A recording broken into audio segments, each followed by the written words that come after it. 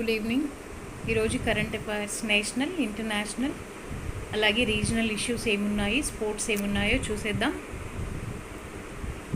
రాకేష్ ఓం ప్రకాష్ మెహ్రా ఆయన తన ఆటోబయోగ్రఫీ పుస్తకాన్ని రిలీజ్ చేశారు. ఆ పుస్తకం పేరు ఏంటంటే The Stranger in the Mirror. Don't get confused. The stranger ఎందుకు చెప్తున్నాను అంటే సిడ్నీ షెల్డన్ది ఒక నావెల్ ఉంది, అది A Stranger in the Mirror ఏ అని ఉంటుంది, but this is The Stranger in the Mirror. అయితే అసలు ఆటోబయోగ్రఫీ రాసేంత గొప్ప పర్సనాలిటీయా రాకేష్ ఓం ప్రకాష్ మెహ్రా అంటే ఆయన మొదట్లో యాడ్ ఫిల్మ్స్ చేసేవాళ్ళు, తర్వాత సినిమాల్ని డైరెక్ట్ చేయడం మొదలుపెట్టారు. చాలా పాపులర్ మూవీస్, హిట్ మూవీస్ ఆయనకి సంబంధించినవి ఏంటి అంటే రంగ్ దే బసంతి, ఢిల్లీ 6, బాగ్ మిల్కా బాగ్ అండ్ తూఫాన్, ఇలాంటి చాలా హిట్ అయినటువంటి మూవీస్ అన్నీ కూడా డైరెక్టెడ్ బై రాకేష్ ఓం ప్రకాష్ మెహ్రా. ఈయన ఈ పుస్తకము ఇంకొక వ్యక్తితో కలిపి రాశారు. ఆ వ్యక్తి ఎవరు అంటే రీటా రామ్మూర్తి గుప్తా అనే వ్యక్తితో కలిసి రాయడం జరిగింది. పుస్తకాన్ని ప్రచురించిన వాళ్ళు రూపా పబ్లికేషన్స్ వాళ్ళు ప్రచురించారు. యూగ్రో క్యాపిటల్ ఇది ఏంటి అంటే ఒక నాన్ బ్యాంక్ ఫైనాన్స్ కంపెనీ. వీళ్ళు బ్యాంక్ ఆఫ్ బరోడాతో కలిసి ఎంఎస్ఎంఈ రంగానికి అంటే మైక్రో, స్మాల్, మీడియం సెక్టార్స్లో ఉన్నటువంటి చిన్న సంస్థలకి రుణాలు అందించడానికి బ్యాంక్ ఆఫ్ బరోడాతో టైఅప్ అయ్యారు. వీళ్ళు ఎంత ఇస్తారు అంటే కనుక దాదాపుగా 1000 కోట్ల రూపాయలని ఈ చిన్న సంస్థలకి రుణాలు ఇవ్వాలి అనేది టార్గెట్. వీళ్ళు అతి తక్కువ రుణం వచ్చి 50 లక్షల నుంచి అతి ఎక్కువ రుణము 2.5 కోట్ల రూపాయల వరకు కూడా వీళ్ళు రుణాలు అందిస్తారు. వడ్డీ రేట్ వచ్చేసరికి 8% ఇస్తారు. రీపే ఎన్ని రోజుల్లో చెల్లించాలి అంటే 120 నెలల్లో తీసుకున్న రుణాన్ని తిరిగి చెల్లించాలి అనే మోడ్లో వీళ్ళు రుణాలను ఇవ్వడం జరుగుతూ ఉంది.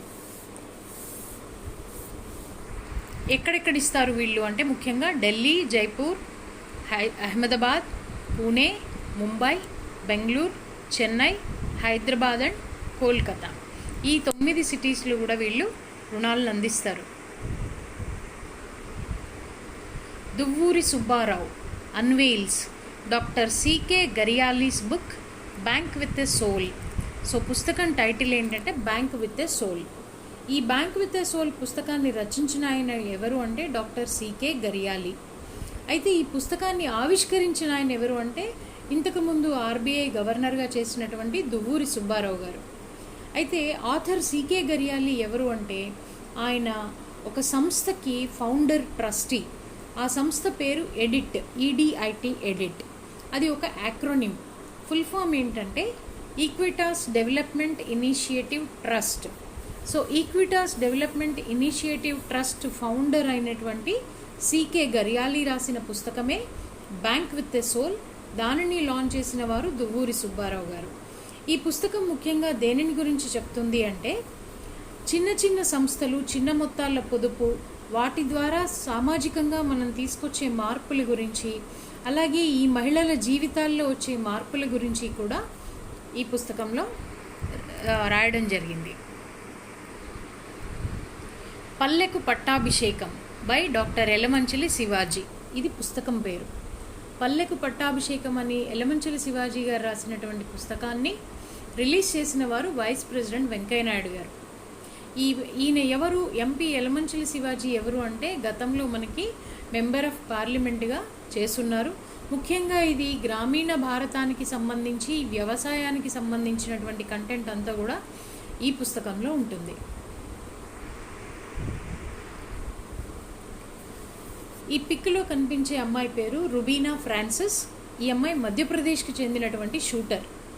ఎందుకు ఇప్పుడు న్యూస్లో ఉన్నారు అంటే పెరూలో జరిగినటువంటి పారా స్పోర్ట్ కప్లో ఆమె ప్రపంచ రికార్డుని సాధించారు. పెరూలో జరిగినటువంటి పారా స్పోర్ట్ కప్ అయినటువంటి షూటింగ్ ఈవెంట్లో ఆమె ప్రపంచ రికార్డుని సాధించారు. ఏ ఈవెంట్లో సాధించారు అంటే 10 మీటర్స్ ఎయిర్ పిస్టల్, ఆ ఈవెంట్లో ఆమె సాధించారు. ఎన్ని పాయింట్స్ తోటి? 238.1 పాయింట్స్ వచ్చాయి. ఇంతకుముందు ఐసెగల్ పేరునున్నటువంటి ప్రపంచ రికార్డుని ఈమె తిరిగి రాయడం జరిగింది. ఐసెగల్ పెహ్లివాన్ ఎవరు అంటే టర్కీకి చెందినటువంటి వాళ్ళ రికార్డుని ఈమె అధిగమించారు. ఈ ఘనత సాధించడం వల్ల ఈవిడికి టోక్యో సమ్మర్ ఒలింపిక్స్ పారాలింపిక్స్లో పార్టిసిపేట్ చేసే అవకాశం ఈవిడికి వచ్చింది. ఇప్పటి వరకు సుమారుగా రకరకాల ఈవెంట్స్లో తను 15 మెడల్స్ సాధించుకుంది. తనకి కోచింగ్ ఇస్తున్నటువంటి వ్యక్తి ఎవరు అంటే జస్పాల్ రాణా. ఇంతకుముందు ఈయన షూటింగ్లో విన్నర్గా నిలిచి ఉన్నారు. ఆయన కోచింగ్లో ఈమె ట్రైనింగ్ అయ్యి వరల్డ్ రికార్డ్ని సాధించడం జరిగింది. గీరా సారాభాయ్ నేషనల్ ఇన్స్టిట్యూట్ ఆఫ్ డిజైన్ని ఇండియాలో ఎస్టాబ్లిష్ చేసిన కొద్ది మందిలో గీరా సారాభాయ్ ఒకరు. ఈవిడ చాలా ప్రముఖ పాత్రని పోషించారు. She is no more. ఆమె ఇటీవలి కాలంలో కాలం చేశారు. ఎవరు ఈ సారాభాయ్ అంటే అంబాలాల్ సారాభాయ్ గారి అమ్మాయి. ఈ అంబాలాల్ సారాభాయ్ అనే ఆయన ఒక పెద్ద ఇండస్ట్రియలిస్ట్. అలాగే మనందరికీ తెలిసి డాక్టర్ విక్రమ్ సారాభాయ్ ఎవరైతే మన స్పేస్కి సంబంధించిన ఇన్స్టిట్యూట్ లాంచ్ చేశారో వారి యొక్క సిస్టర్ ఈవిడ ఇంకొక మ్యూజియం కూడా పెట్టింది. క్యాలికో మ్యూజియం ఆఫ్ టెక్స్టైల్స్ అనే దాన్ని కూడా గీరా సారాభాయ్ గారు ఎస్టాబ్లిష్ చేయడం జరిగింది. ఈవిడ ట్రైనింగ్ ఎక్కడ తీసుకున్నారు అంటే ఆరిజోనాలో తీసుకున్నారు. థాలెసిన్ వెస్ట్ స్టూడియో ఇన్ ఆరిజోనాలో ఈ ఆర్కిటెక్చర్కి సంబంధించినటువంటి డిజైనర్ ఫ్రాంక్ లాయిడ్ రైట్ దగ్గర ఈమె ట్రైనింగ్ పొందడం జరిగింది. ఆ ఇంట్రెస్ట్ తోటే నేషనల్ ఇన్స్టిట్యూట్ ఆఫ్ డిజైన్ని ఎస్టాబ్లిష్ చేయడంలో she played a key role. World Brain Day July 22వ తేదీన వరల్డ్ బ్రెయిన్ డేని జరుపుకుంటారు. ఎవరు జరుపుతారు అంటే వరల్డ్ ఫెడరేషన్ ఆఫ్ న్యూరాలజీ వాళ్ళు జరుపుతారు. ప్రతి సంవత్సరం ఒక డిఫరెంట్ థీమ్ ఉంటుందన్నమాట. సో ఈ సంవత్సరం ఏంటి అంటే స్టాప్ మల్టిపుల్ స్క్లీరోసిస్. ఈ సంవత్సరం వరల్డ్ బ్రెయిన్ డేకి ఉన్నటువంటి థీమ్ ఏంటి అంటే స్టాప్ మల్టిపుల్ స్క్లీరోసిస్. అసలు ఈ మల్టిపుల్ స్క్లీరోసిస్ అంటే ఏంటి అంటే మన ఒంట్లో ఉన్నటువంటి రోగ నిరోధక వ్యవస్థ ఏదైతే ఉందో అది నరాలకి ఉన్నటువంటి ప్రొటెక్టివ్ కవర్ని తనే తినేస్తుంది.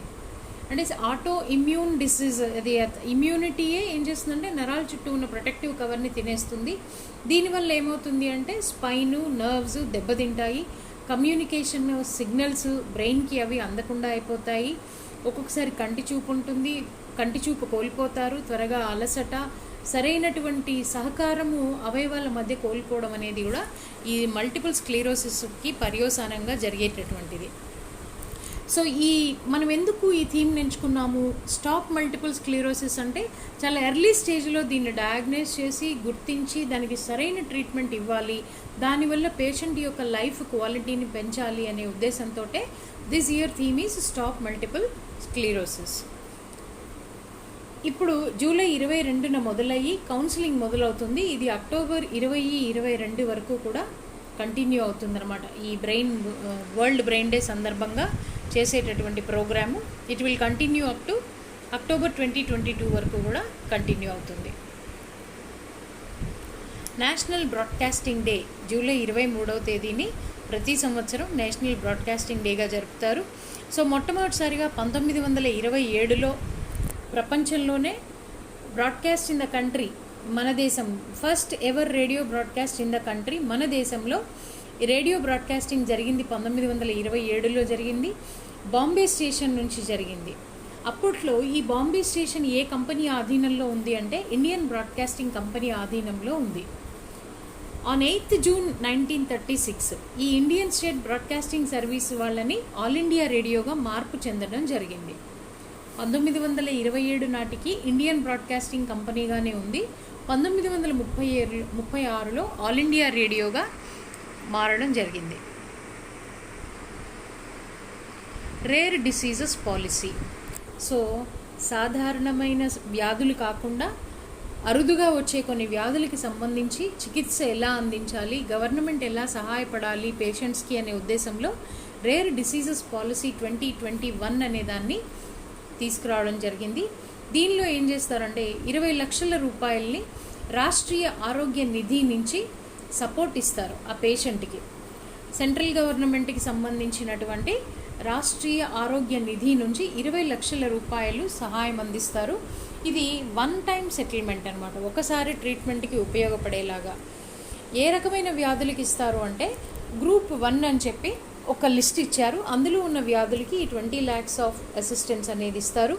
ఇది కేవలము పేదరికానికి దిగువన ఉన్న వారికి మాత్రమే కాకుండా సుమారుగా భారతదేశ జనాభాలో 40% మంది జనాభా ఈ రాష్ట్రీయ ఆరోగ్య నిధి నుంచి లబ్ధి పొందే అవకాశం ఉంది.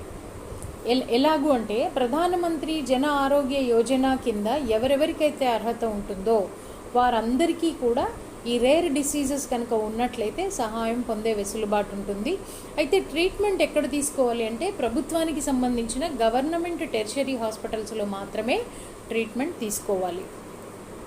అలాగే స్టేట్ గవర్నమెంట్ కూడా they can consider with special diet వల్ల కానీ హార్మోనల్ సప్లిమెంట్స్ వల్ల కానీ ఏదైనా తక్కువ ఖర్చుతో క్యూర్ అయ్యే డిసీజెస్ ఏవైనా ఉన్నట్లయితే even state government can consider supporting those patients అన్నమాట. అయితే ఏవైతే స్టేట్ గవర్నమెంట్ కన్సిడర్ చేయొచ్చో ఆ వ్యాధులన్నీ కూడా అండర్ గ్రూప్ 2 కింద గవర్నమెంట్ నోటిఫై చేసింది. దీనికోసం అని చెప్పి ప్రస్తుత ఆర్థిక సంవత్సరంలో 25 కోట్ల రూపాయలని బడ్జెట్లో అలొకేట్ చేయడం జరిగింది అరుదుగా వచ్చేటటువంటి వ్యాధులకి చికిత్సనిచ్చే నిమిత్తం. సో ఇక్కడున్న మ్యాప్ ఏంటంటే భారతదేశంలో ఎక్కడెక్కడైతే భూకంపాలు వస్తాయో వాటిని గుర్తించడానికి ఎక్కడెక్కడైతే మనకి సీస్మిక్ నెట్వర్క్స్ ఇప్పటి వరకు భారతదేశంలో 115 సీస్మిక్ నెట్వర్క్స్ ఉన్నాయి. అలాగే రాబోయే రోజుల్లో కొత్తగా 35 సీస్మాలజీ అబ్జర్వేటరీస్ని డిసెంబర్ నాటికి కొత్తవి ఇన్స్టాల్ చేస్తాము అని చెప్పడం జరిగింది. దీనికి ఎందువల్ల కొత్తవి సీస్మాలజీ అబ్జర్వేటర్స్ని పెంచుతారు అంటే చాలా తక్కువ మ్యాగ్నిట్యూడ్ వచ్చినా కూడా త్వరగా డిటెక్ట్ చేయగలిగేందుకోసమనే ఎక్కువ అబ్జర్వేటరీస్ని ఇన్స్టాల్ చేస్తున్నారు. ప్రస్తుతం ఉన్నటువంటి 115 అబ్జర్వేటరీస్ని కూడా రాబోయే రోజుల్లో 150కి పెంచుతున్నారనమాట. 100 సీస్మిక్ స్టేషన్స్ వచ్చే 5 సంవత్సరాల్లో వస్తాయి. ఇవి అతి తక్కువ అంటే 2.5 మ్యాగ్నిట్యూడ్ ఉన్నటువంటి భూకంప తరంగాల్ని కూడా ఇవి గుర్తిస్తాయన్నమాట. ప్రస్తుతం ఏ కెపాసిటీ వేవ్స్ని మనం గుర్తించగలుగుతున్నాము అనేది చూద్దాం. ఢిల్లీ చుట్టుపక్కల 2.5 మ్యాగ్నిట్యూడ్ ఉన్న వేవ్స్ని మనం గుర్తించగలుగుతున్నాం. ఈశాన్య రాష్ట్రాల్లో కనుక అయితే మ్యాగ్నిట్యూడ్ 3 ఉన్న వాటిని గుర్తించగలుగుతున్నాం. అదే పెనిన్సులారు అదర్ ఎక్స్ట్రా పెనిన్సులార్ రీజన్లో అయితే 3.5 మ్యాగ్నిట్యూడ్. అండమాన్ నికోబార్ దీవుల్లో కనుక అయితే మ్యాగ్నిట్యూడ్ 4 ఉన్నప్పుడు గుర్తించగలుగుతున్నాం. తీర ప్రాంతాల్లో భారతదేశ తీర ప్రాంతాల్లో కనుక అయ్యేటట్టయితే 4.5 మ్యాగ్నిట్యూడ్ ఉంటేనే మనం గుర్తించగలుగుతున్నాం. మన ఎయిమ్ ఏంటి అంటే ఎక్కడైనా సరే across the country weather north ఈస్టా, పెనిన్సులారా, ఢిల్లీయా, బార్డరా అని కాకుండా మినిమం 3 మ్యాగ్నిట్యూడ్ ఉన్న ప్రతి వేవ్ని మనం గుర్తించాలి అనే ఉద్దేశంతో కొత్తగా సీస్మలాజికల్ అబ్జర్వేటర్స్ని, సీస్మలాజికల్ నెట్వర్క్స్ని కూడా పెంచడం జరుగుతోంది. News on air radio live stream global rankings. So A radio channels వాళ్ళు ఎక్కడెక్కడ ఉన్నారు అనేది ప్రపంచవ్యాప్తంగా ఇచ్చినటువంటి ర్యాంక్స్. ఆస్ట్రేలియా 2nd ర్యాంక్లో ఉంది. ఫిజీ అనేది దేశానికి 4th ర్యాంక్ రావడం జరిగింది. United Kingdom is in 3rd place. ఇకపోతే ఆల్ ఇండియా రేడియో కొడైకెనాల్ వాళ్ళకి 8th ప్లేస్ నుంచి 6th ప్లేస్కి వెళ్ళారు వరల్డ్ ర్యాంకింగ్స్లో. All India Radio Kodaikanal. Rainbow Kannada Kamanabillu వీళ్ళు 10th పొజిషన్లో ఉన్నారు. ఆల్రెడీ 10th పొజిషన్లో ఉన్న తమిళనాడుని కిందికి నెట్టేసి ఆ ప్లేస్లోకి వచ్చారు Kannada Kamanabillu. FM Gold Delhi and FM Rainbow Delhi వీళ్ళు quite popular in the island nation called Cook Islands in South పసిఫిక్లో ఉన్నటువంటి కుక్ ఐలాండ్స్ ప్రాంతంలో FM Gold Delhi, FM Rainbow Delhi అనేవి అతి ప్రాముఖ్యము, చాలా పాపులర్గా తెలిసినటువంటి radio channel. All India Radio Kannada services ఎక్కడెక్కడ ప్రముఖంగా వింటారు అంటే America, United Kingdom, Canada and Australia. అంటే కన్నడిగులు అక్కడ ఎక్కువ ఉన్నారని అర్థం అనమాట. ఈ దేశాల్లో ఏఐఆర్ కన్నడ ఎక్కువగా వింటారు. అలాగే Vividh Bharati and All India Radio పంజాబీని ఎక్కువగా వినేది పాకిస్తానీ. ఎందుకంటే Pakistan got divided from western portion of India, north west portion of India కాబట్టి ఏఐఆర్ పంజాబీని వివిధ్ భారతీని వినేవాళ్ళు పంజాబ్ బార్డర్స్లో పాకిస్తాన్లో ఉన్నవాళ్ళు ఎక్కువగా వింటారు. ఏఐఆర్ మలయాళం ఇది ఎక్కడ ఎక్కువ వింటారు అంటే United Arab Emirates, Kuwait, Saudi Arabia, Oman, Bahrain and Qatar. ఎక్కువగా ఇక్కడికి ఎంప్లాయ్మెంట్ రీత్యా కానీ వ్యాపార రీత్యా కానీ త్రూ సీ వెళ్ళే వాళ్ళు ఎక్కువ ఉన్నారు కాబట్టి ఈ కంట్రీస్లో, ఈ గల్ఫ్ కంట్రీస్లో మలయాళం ఛానల్కి పాపులారిటీ ఎక్కువ ఉంది. దీన్ని బట్టి మనకు అర్థమైపోతుంది ఏ రీజియన్ పీపుల్ ఏ కంట్రీస్లో ఎక్కువ ఉన్నారు అనేది కూడా we can make an assessment.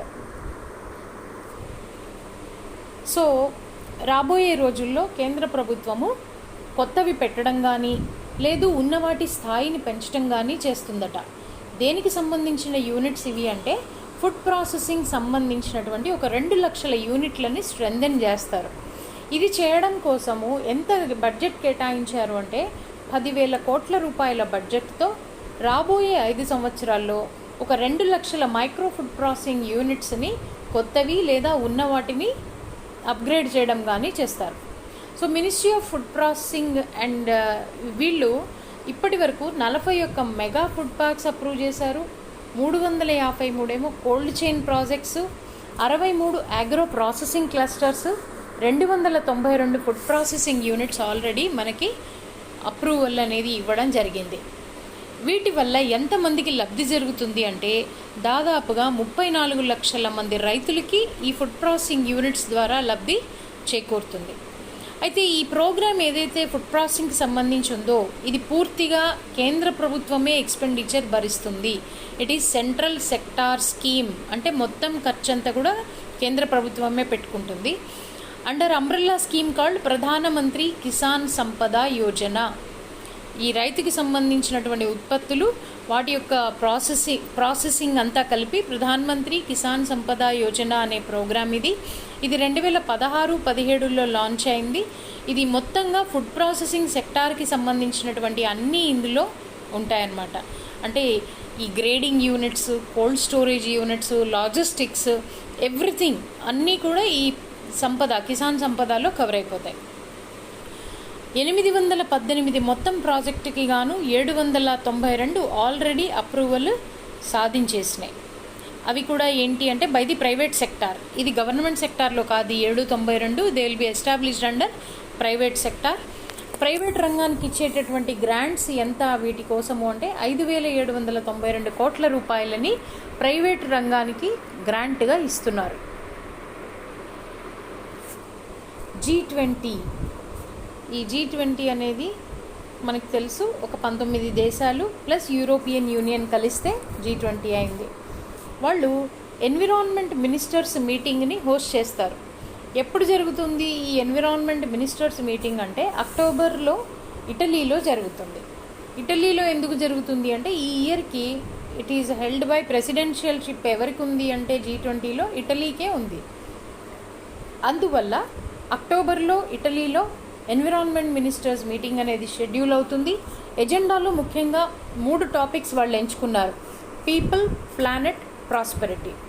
జనాభాని ఉద్దేశించి, ప్లానెట్ అంటే సస్టైనబిలిటీని గురించి, ఎన్విరాన్మెంటల్ చేంజ్ని ఎలా ఎదుర్కోవాలి అనే దాని గురించి, ఆర్థికంగా ఎలాగ ఎదగాలి అనే దాని గురించి. ఈ 3 ఎజెండాస్ తోటి కూడా మీటింగ్ జరుగుతుంది. సో ఆల్రెడీ G19లో ఉన్న కంట్రీస్ మళ్ళీ ఒకసారి ఇచ్చాము. Argentina, Australia, Brazil, Canada, China, Germany, France, India, Indonesia, Italy, Japan, Mexico, Russian Federation, Saudi Arabia, South Africa, South Korea, Turkey, the UK and the US. So ఇక్కడ ఇచ్చింది ఏంటి అంటే all India football federation వాళ్ళు కొన్ని awards ఇచ్చారనమాట. ఆ అవార్డ్స్కి ఏ కేటగిరీలో ఎవరు ఎంపిక అయ్యారు. Right side top most picture ఎవరిది అంటే సందేశ్ జింగన్. ఈ సందేశ్ జింగన్ అనే వ్యక్తి ఏ అవార్డు గెలుచుకున్నారు అంటే ఫుట్బాలర్ ఆఫ్ ద ఇయర్ 2020-21 ఆ సీజన్కి footballer of the year award గెలుచుకున్న వ్యక్తి సందేశ్ జింగన్. ఇతను ఫుట్బాల్ ఆడేటప్పుడు అతని ప్లేస్ ఏంటి అంటే central defender. Placement of the ప్లేయర్స్లో అతను సెంట్రల్లో ఉంటాడు, డిఫెండర్ అనమాట అతను. సో ఇప్పటి వరకు ఈ football player of the year award గెలుచుకున్నటువంటి మొట్టమొదటి డిఫెండర్, సెంట్రల్ డిఫెండర్ ఎవరు అంటే సందేశ్. ఇతనికి 2014లోనే emerging player of the year అనే అవార్డుని కూడా ఇతను తీసుకోవడం జరిగింది. ఇక కింద స్క్రీన్లో కింద ఉన్న పిక్చర్ ఎవరిది అంటే సురేష్ సింగ్ వాంగమ్. ఈ సురేష్ సింగ్కి emerging player of the year 2021 అనే దానికి ఇతను ఎంపికయ్యాడు. All India football Federation president వచ్చేసి ప్రఫుల్ పటేల్. ఇది 1937 జూన్ 23న దీన్ని స్థాపించడం జరిగింది. హెడ్ క్వార్టర్స్ వచ్చేసి ద్వారకా, ఢిల్లీలో ఉంది all India football federation. United Nations ESCAP economic and social commission for Asia Pacific. Full form of ESCAP is United Nations economic and social commission for Asia Pacific. వీళ్ళు ఏం చేశారంటే ప్రపంచవ్యాప్తంగా ఒక సర్వే చేపట్టారు యునెస్కాప్ వాళ్ళు. దేనికి సంబంధించిన సర్వే చేపట్టారు అంటే digital and sustainable trade facilitation. Digital ప్లాట్ఫామ్లో జరగాలి, అలాగే సస్టైనబుల్ ఫార్మాట్లో జరగాలి. అలాంటి ట్రేడ్ ఫెసిలిటేషన్ ఏ ఏ కంట్రీస్లో ఎలా ఉంది అనేది గ్లోబల్ సర్వే జరిగారు. ఎస్పెషల్లీ దానిలో India ఫేర్డ్ really good. Percentage of 90.32% తోటి మంచి ప్లేస్ని సాధించింది. ముఖ్యంగా 5 రంగాల్లో చెప్పుకోదగిన అభివృద్ధి సాధించింది. వీళ్ళు సర్వే చేసిన కంట్రీస్ ఎన్ని అంటే 143 దేశాలు మొత్తంగా వీళ్ళు సర్వే చేశారు. అయితే మనము బాగా పెర్ఫామ్ చేసిన 5 రంగాలు ఏంటి అనేది చూద్దాం. ట్రాన్స్పరెన్సీ 100% సాధించాం ఈ సంవత్సరం మనం. 2019లో కేవలం 93.33% ఉన్న ట్రాన్స్పరెన్సీ ఈ సంవత్సరానికి వచ్చేసరికి 100%కి వచ్చాం. ఫార్మాలిటీస్ హ్యాస్ బీన్ రికార్డెడ్ అంటే అర్థం ఏంటి? ఏదైనా ఒప్పందాలు, అంగీకారాలు మనకి అంతర్జాతీయంగా కానీ ఇతర వాటితో ఉన్నవి ఏవైనా ఉంటే స్ట్రిక్ట్గా వాటిని ఫాలో అవ్వడాన్నే ఏమంటామంటే formalities has been recorded. 95% or 96% వరకు కూడా మనం we are adhering to the conventions. Institutional arrangement and cooperation, సంస్థాగత ఎస్టాబ్లిష్మెంటు, సహకారం అనేది 89% వరకే రీచ్ అయ్యాం. ఇంకా there is a lot of effort ఆ రంగంలో మనం పెట్టాల్సింది ఉంది.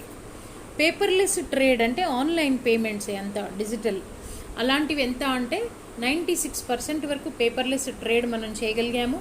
క్రాస్ బార్డర్ పేపర్లెస్ ట్రేడ్ కూడా దాదాపు 67% వరకు మనం చేయగలిగాం. అయితే ఇతర దేశాలతో పోల్చుకున్నట్లయితే చాలా దేశాల కంటే కూడా ఇండియా మెరుగ్గా ఉంది. ముఖ్యంగా UK, France, Norway, Canada, Finland వంటి దేశాలతో పోలిస్తే India is a bit better అని అర్థం అనమాట.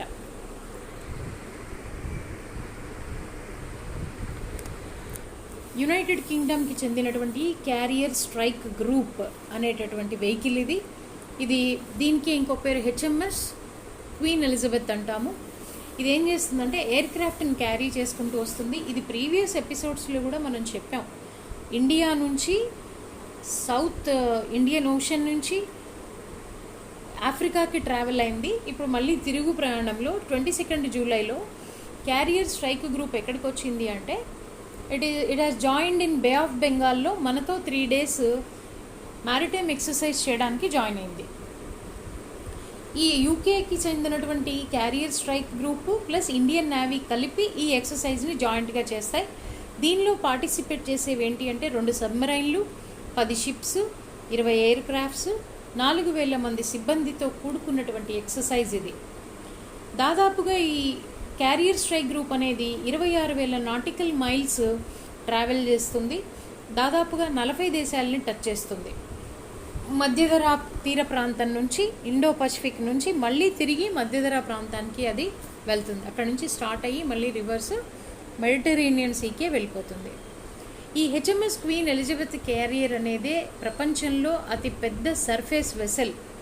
దాదాపుగా ఇది నయాగరా ఫాల్స్ కంటే కూడా ఎత్తుగా ఉంటుందన్నమాట.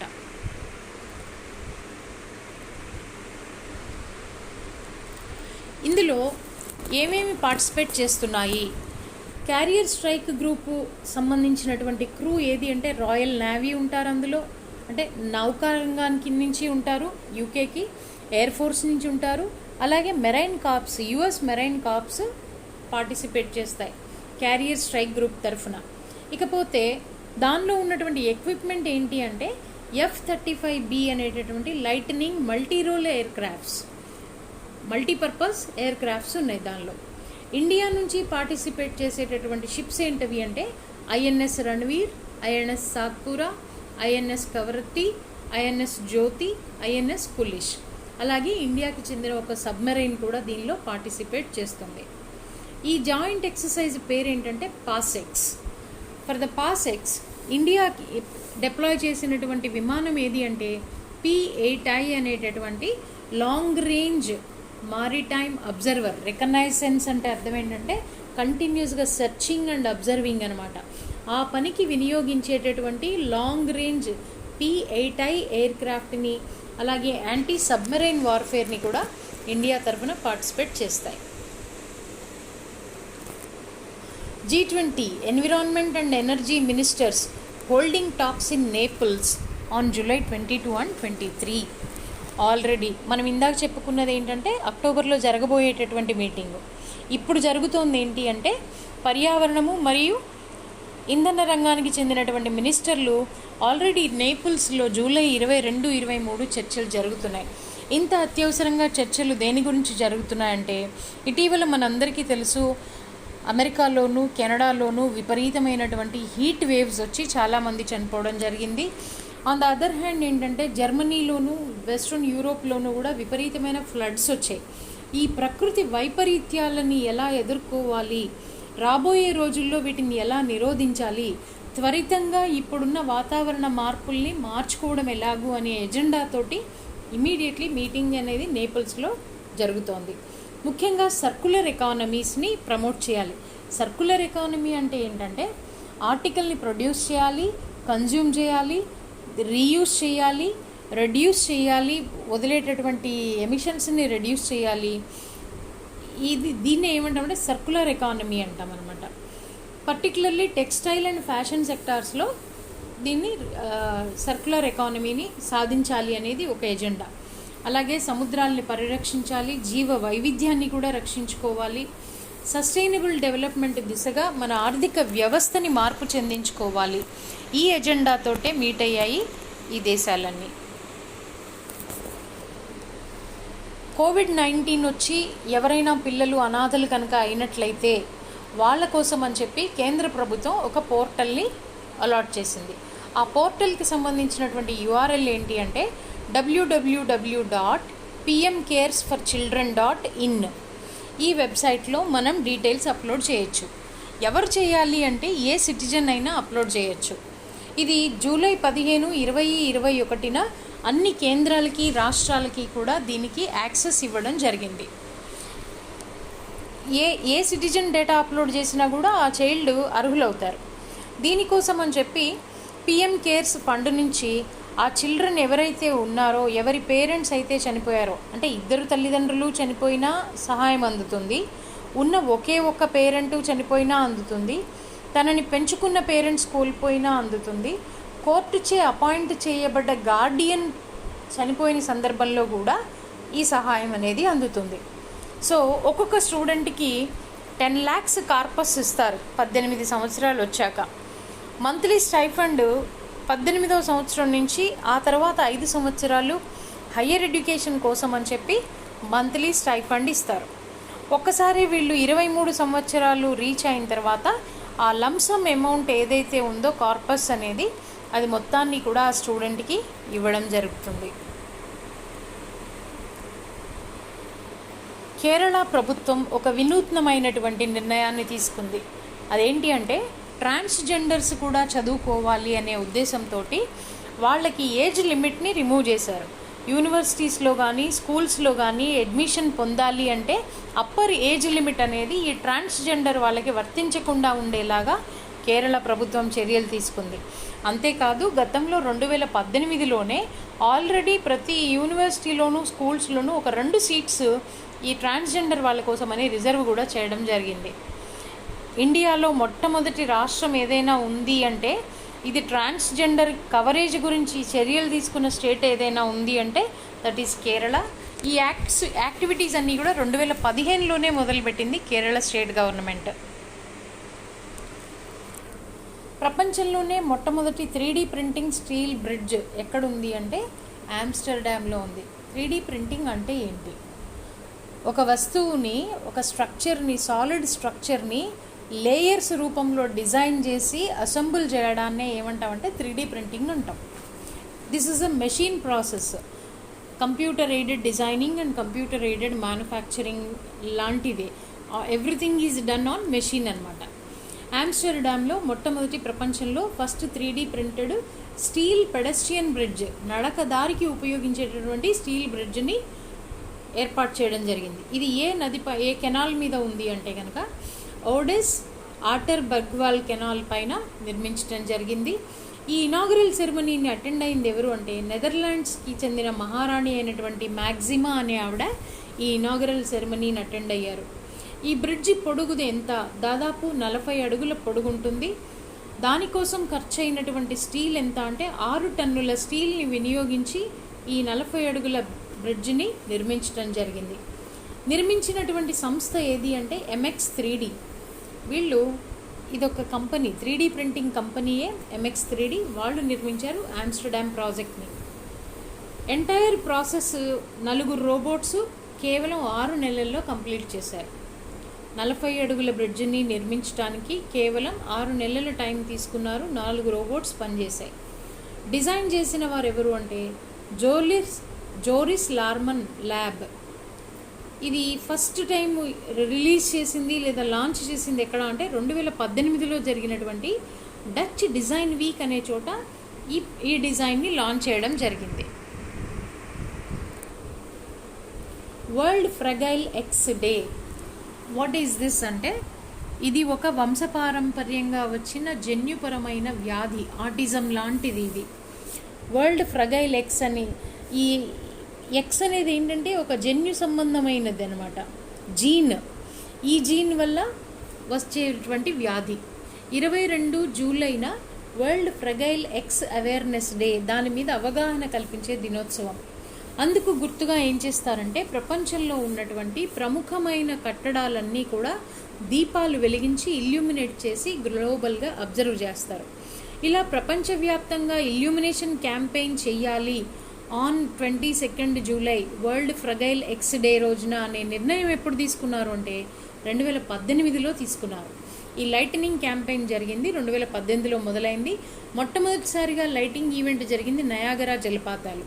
మన ఇండియాలో తాజ్మహల్ టవర్ని వెలిగించడం ద్వారా మనం ఈ ఈవెంట్లో జాయిన్ అయ్యాము. 2019లో we joined with this. So ఈ FXS fragile X syndrome, S stands for syndrome. ఇది ఏంటి అంటే ఒక జన్యుపరమైనటువంటి వ్యాధి. ఇది మనిషికి సంబంధించినటువంటి ఎదుగుదల కానీ అతని యొక్క తెలివితేటల్ని కానీ డిజేబుల్ చేస్తుంది, ఎదగనివ్వదు సరిగ్గా. దీనికున్న మరొక పేరే ఏంటి అంటే మార్టిన్ బెల్ సిండ్రోమ్ అని కూడా అంటారు. సాధారణంగా ఇది ఎక్కువగా మగపిల్లల్లో వస్తుంది. 4000లో ఒక మగపిల్లాడికి రావచ్చు. అదే బాలికల విషయానికి తీసుకుంటే ఛాన్సెస్ తక్కువ. 8000 అమ్మాయిల్లో ఒక వ్యక్తికి వచ్చే అవకాశం ఉంది. Historic urban landscape project. ఇది ఎవరు స్టార్ట్ చేశారు, ఎక్కడ స్టార్ట్ చేశారు?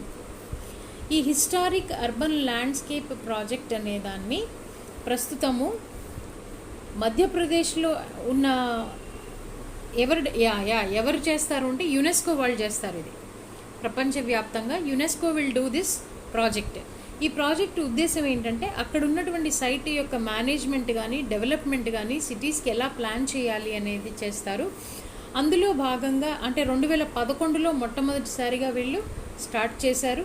స్టార్ట్ చేసినప్పటి నుంచి ఇప్పటికి దాదాపుగా 6 సిటీస్ని, సౌత్ ఏషియాలో ఉన్నటువంటి 6 సిటీస్ని తీసుకున్నారు. అందులో ఇండియా నుంచి ఉన్న సైట్స్ ఏంటి అంటే వారణాసి, అజ్మీర్. ఆల్రెడీ ఉన్న 6లో 2 ఇండియా నుంచి ఉన్నాయి, వారణాసి అండ్ అజ్మీర్. ఇప్పుడు కొత్తగా మధ్యప్రదేశ్లో ఉన్నటువంటి ఓర్చా అండ్ గ్వాలియర్ అనే చోట కూడా ఈ యునెస్కో వాళ్ళు హిస్టారిక్ అర్బన్ ల్యాండ్స్కేప్ ప్రాజెక్ట్ని టేకప్ చేశారు. ఇప్పుడు ఇండియా నుంచి ఇవి 4 అయ్యాయి. వారణాసి, అజ్మీర్కి జతగా ఇప్పుడు కొత్తగా మధ్యప్రదేశ్ నుంచి వచ్చి చేరినటువంటి ఓర్చా అండ్ గ్వాలియర్ కలుపుకుంటే ఇండియా నుంచి 4 ప్రాజెక్ట్స్. ఓవరాల్గా చూసుకుంటే గతంలో ఉన్న 6కి ఇప్పుడు 2 కలిస్తే ఇవి 8 ప్రాజెక్ట్స్ సౌత్ ఏషియా నుంచి టేకప్ చేయడం జరిగింది. పెట్రోలియం రంగంలో ప్రస్తుతం ఉన్న పరిస్థితుల్లో ఫారెన్ డైరెక్ట్ ఇన్వెస్ట్మెంట్ 49% వరకే ఇప్పుడున్నటువంటి అనుమతి. అయితే దీనిని 100% డైరెక్ట్ రూట్లో అనుమతించింది కేంద్ర ప్రభుత్వం. క్యాబినెట్ తీసుకున్నటువంటి నిర్ణయం ఇది. ఫారిన్ డైరెక్ట్ ఇన్వెస్ట్మెంట్ అనేది 100% ఉండవచ్చు. ఇప్పుడు ఇది ఎందుకు వచ్చింది అంటే భారత్ పెట్రోలియం కార్పొరేషన్ లిమిటెడ్ని సేల్ చేస్తున్నారు. సేల్ చేసే దిశగా వచ్చినటువంటి అమెండ్మెంటే ఇది. అలాగే ఇవి జస్ట్ హైలైట్స్ అనమాట, కొన్ని ఇంపార్టెంట్ పాయింట్స్ ఇవి highlights. North eastern hill university ఉన్నటువంటి ఏరియాల్లో అంటే ఈశాన్య రాష్ట్రాల్లో ఎన్సీసీని ఒక సబ్జెక్టుగా అండర్ గ్రాడ్యుయేషన్ కోర్సులో ఎంచుకొని వాళ్ళు చదవచ్చు. లైక్ మ్యాథ్స్ ఎలాగా, ఫిజిక్స్ ఎలా ఎలెక్టివ్ సబ్జెక్ట్స్గా తీసుకుంటారో అలాగే ఎన్సీసీని ఒక ఎలెక్టివ్ సబ్జెక్టుగా తీసుకునేటటువంటి అవకాశము మేఘాలయ రాష్ట్రం కల్పించింది. అక్కడ ఉన్నటువంటి యూనివర్సిటీ నార్త్ ఈస్టర్న్ హిల్ యూనివర్సిటీకి ఆ అవకాశం ఇచ్చారు. అక్కడ పిల్లలు ఎన్సీసీని ఎలెక్టివ్గా ఎంచుకోవచ్చు. అలాగే ప్రస్తుతము జరుగుతున్నటువంటి 32వ ఒలింపిక్స్ నుంచి తనంతట తను బయటికి వెళ్ళిపోయిన దేశం ఏది అంటే గినియా. కారణం ఏంటి అంటే తన దేశానికి చెందినటువంటి 5 అథ్లీట్స్ కోవిడ్తో ఎఫెక్ట్ అయ్యారు కాబట్టి because of the resurgence of Covid అని చెప్పి తను వైదొలిగింది గినియా దేశం. ఇంతకుముందు ఇదే కోవిడ్-19 కారణంతో ఒలింపిక్స్ నుంచి విత్డ్రా అయింది ఏది అంటే నార్త్ కొరియా కూడా it is staying away from Olympics. ఈరోజు ఒక 2 ప్రముఖ వ్యక్తుల యొక్క సెంటనరీ బర్త్ సెలబ్రేషన్స్ అనమాట, వారి జయంతి ఉత్సవాల్ని కూడా మనం అబ్జర్వ్ చేస్తున్నాము. అందులో మొట్టమొదటిది బాలగంగాధర్ తిలక్ గారు. ఈయననే ఫాదర్ ఆఫ్ స్వరాజ్యానికి ఆయన అన్నారు కదా, టైటిల్ అన్నారు, స్వరాజ్యం నా జన్మ హక్కు నేను పొందుతాను అని అన్నారు కాబట్టి ఆయన్ని స్వరాజ్యానికి పితామహుడు, ఫాదర్ ఆఫ్ స్వరాజ్ అని అంటారు. ఈయన పుట్టింది ఎప్పుడు అంటే జూలై 23, 1856లో పుట్టారు. అసలు పేరు కేశవ్ గంగాధర్ తిలక్, కానీ అందరూ పిలిచేది బాల్ గంగాధర్ తిలక్ అని పిలుస్తారు. ఇండియన్ ఇండిపెండెన్స్ మూమెంట్ వచ్చినప్పుడు మనకి ఈయన మోడరేట్స్లో ప్రముఖ వ్యక్తి, ప్రముఖ లీడర్ అనమాట. ఈయనని ఫాదర్ ఆఫ్ ఇండియన్ అన్రెస్ట్ అని కూడా ఈయనకు ఒక బిరుదు ఉంది. లోకమాన్య అనేటటువంటి బిరుదు కూడా ఈయనకి ఉంది. మహాత్మా గాంధీ గారు ఈయన ఏమని పిలిచారు అంటే మేకర్ ఆఫ్ మోడర్న్ ఇండియా, ఆధునిక భారతదేశ రూపకర్త అని కూడా ఈయనని మహాత్మా గాంధీ వర్ణించడం జరిగింది. అలాగే స్వరాజ్యం నా జన్మ హక్కు అని చెప్పింది కూడా బాలగంగాధర్ తిలక్. మరొక వ్యక్తి ఎవరిదైతే ఇప్పుడు మనము శత జయంతి ఉత్సవాలు జరుపుకుంటున్నామో వాళ్ళు చంద్రశేఖర్ తివారీ, ఆర్ అందరికీ తెలిసిన పేరు చంద్రశేఖర్ ఆజాద్. ఈయన భగత్ సింగ్కి కలిసి పనిచేశారు. హిందుస్థాన్ రిపబ్లికన్ ఆర్మీలో కూడా యాక్టివ్ పార్టిసిపెంటు. ఈయనతో ముడిపడి ఉన్నటువంటి 2 చారిత్రాత్మక సంఘటనలు ఏంటి అంటే కాకోరీ ట్రైన్ రాబరీ, అలాగే జాన్ సాండర్స్ అనే వ్యక్తిని కాల్చి చంపడము అనేది కూడా. ఈయన అసిస్టెంట్ సూపరింటెండెంట్ ఆఫ్ పోలీస్ని చంపిన ఈ 2 ఘటనల్లో కూడా ఈ చంద్రశేఖర్ ఆజాద్ పాత్ర ఉంది.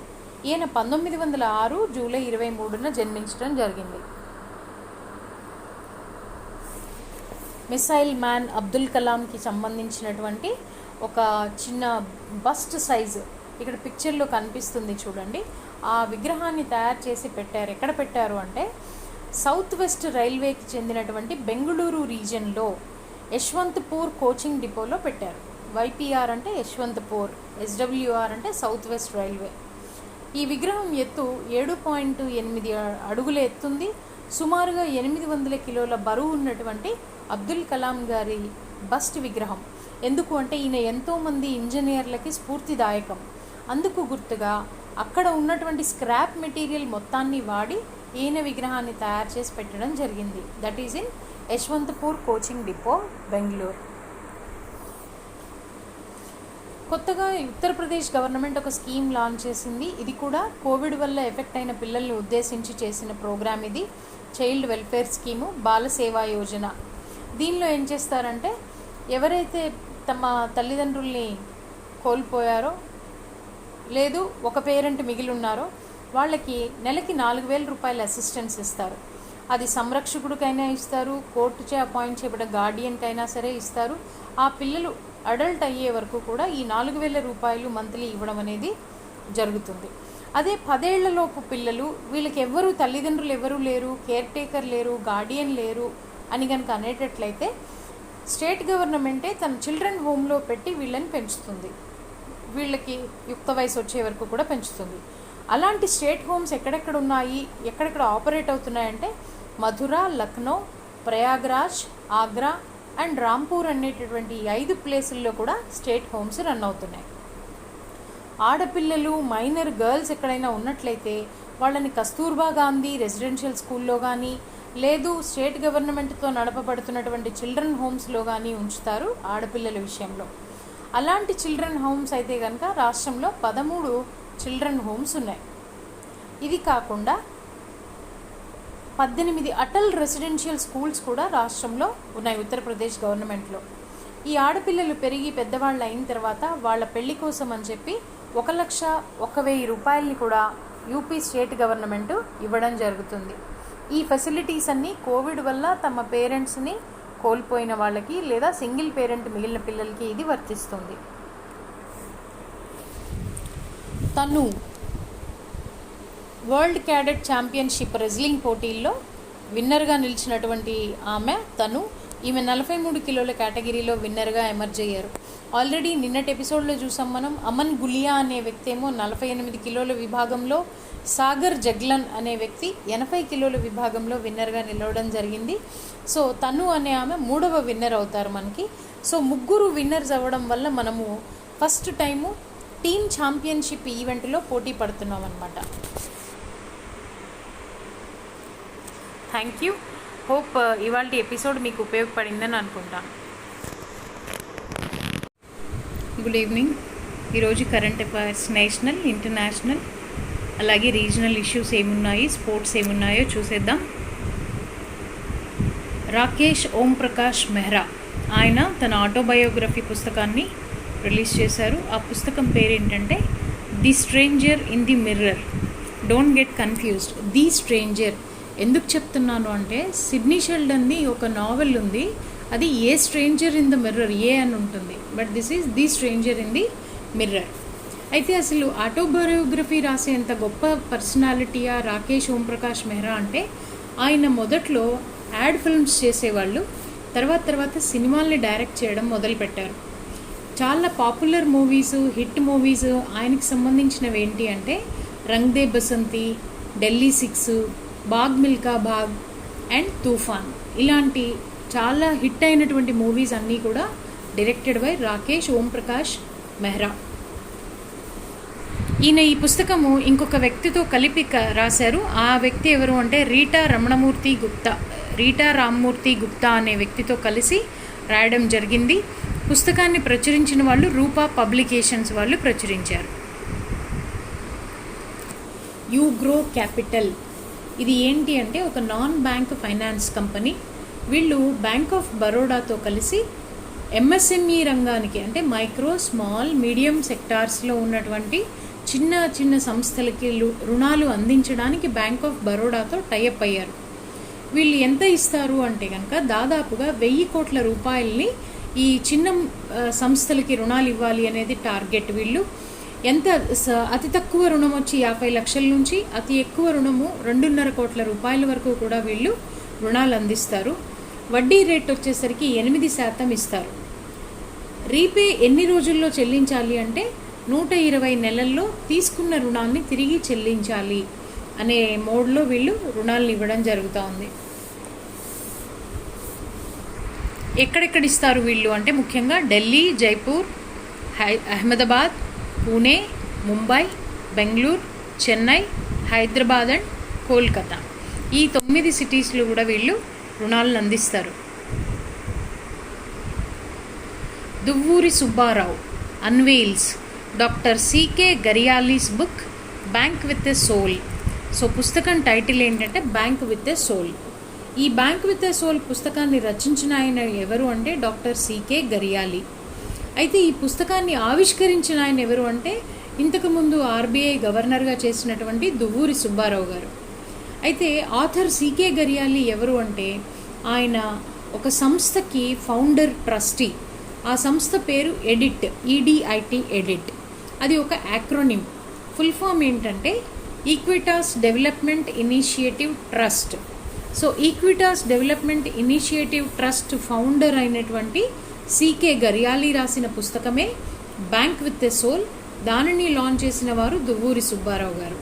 ఈ పుస్తకం ముఖ్యంగా దేనిని గురించి చెప్తుంది అంటే చిన్న చిన్న సంస్థలు, చిన్న మొత్తాల పొదుపు, వాటి ద్వారా సామాజికంగా మనం తీసుకొచ్చే మార్పుల గురించి, అలాగే ఈ మహిళల జీవితాల్లో వచ్చే మార్పుల గురించి కూడా ఈ పుస్తకంలో రాయడం జరిగింది.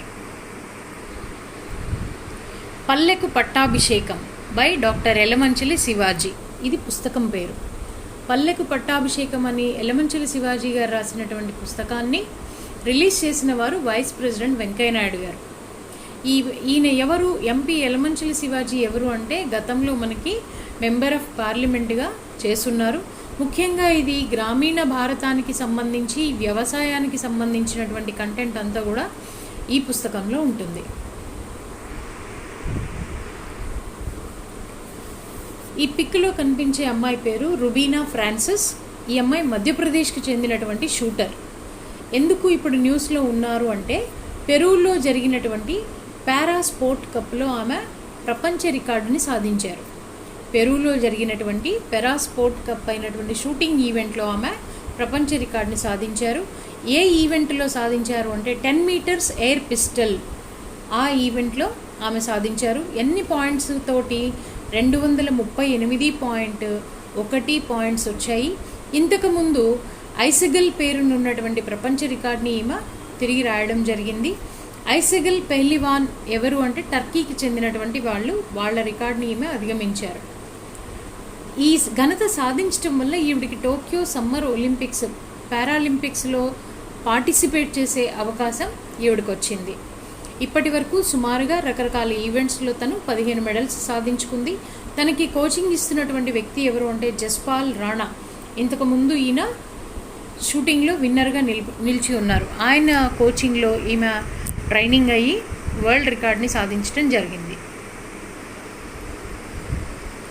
గీరా సారాభాయ్ నేషనల్ ఇన్స్టిట్యూట్ ఆఫ్ డిజైన్ని ఇండియాలో ఎస్టాబ్లిష్ చేసిన కొద్ది మందిలో గీరా సారాభాయ్ ఒకరు. ఈవిడ చాలా ప్రముఖ పాత్రని పోషించారు. She is no more. ఆమె ఇటీవలి కాలంలో కాలం చేశారు. ఎవరు ఈ సారాభాయ్ అంటే అంబాలాల్ సారాభాయ్ గారి అమ్మాయి. ఈ అంబాలాల్ సారాభాయ్ అనే ఆయన ఒక పెద్ద ఇండస్ట్రియలిస్ట్. అలాగే మనందరికీ తెలిసి డాక్టర్ విక్రమ్ సారాభాయ్ ఎవరైతే మన స్పేస్కి సంబంధించిన ఇన్స్టిట్యూట్ లాంచ్ చేశారో వారి యొక్క సిస్టర్ ఈవిడ ఇంకొక మ్యూజియం కూడా పెట్టింది. క్యాలికో మ్యూజియం ఆఫ్ టెక్స్టైల్స్ అనే దాన్ని కూడా గీరా సారాభాయ్ గారు ఎస్టాబ్లిష్ చేయడం జరిగింది.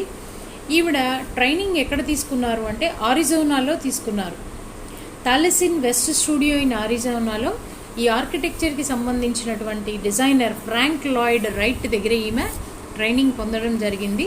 ఆ ఇంట్రెస్ట్ తోటే నేషనల్ ఇన్స్టిట్యూట్ ఆఫ్ డిజైన్ని ఎస్టాబ్లిష్ చేయడంలో she played a key role.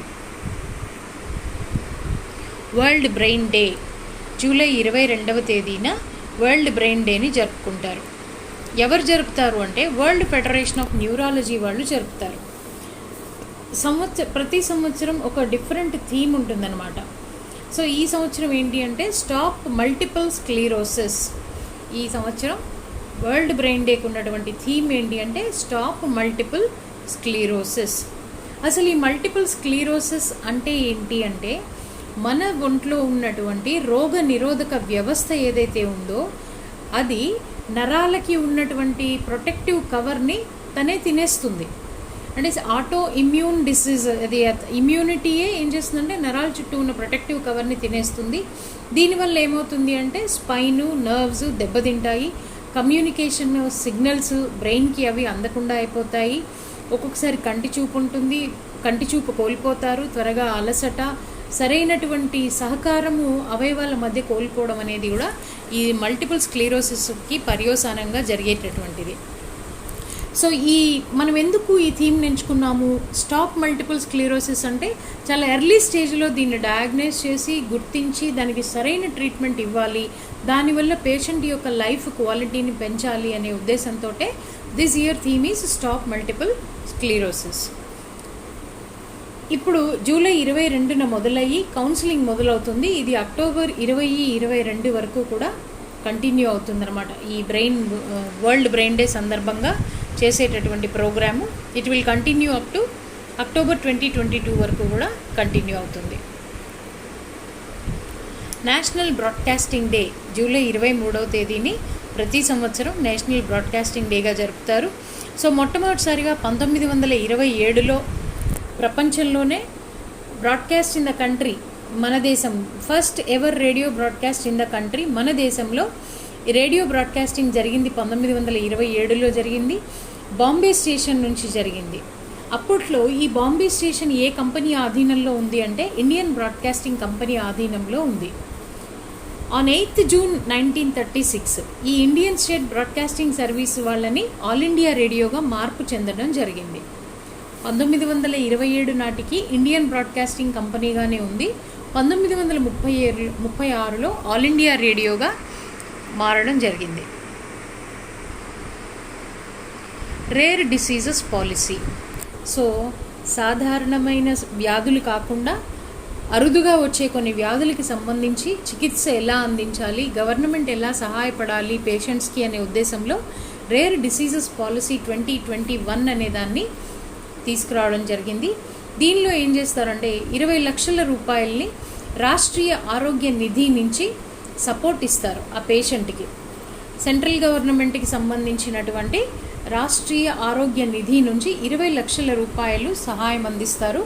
ఇది వన్ టైం సెటిల్మెంట్ అనమాట, ఒకసారి ట్రీట్మెంట్కి ఉపయోగపడేలాగా.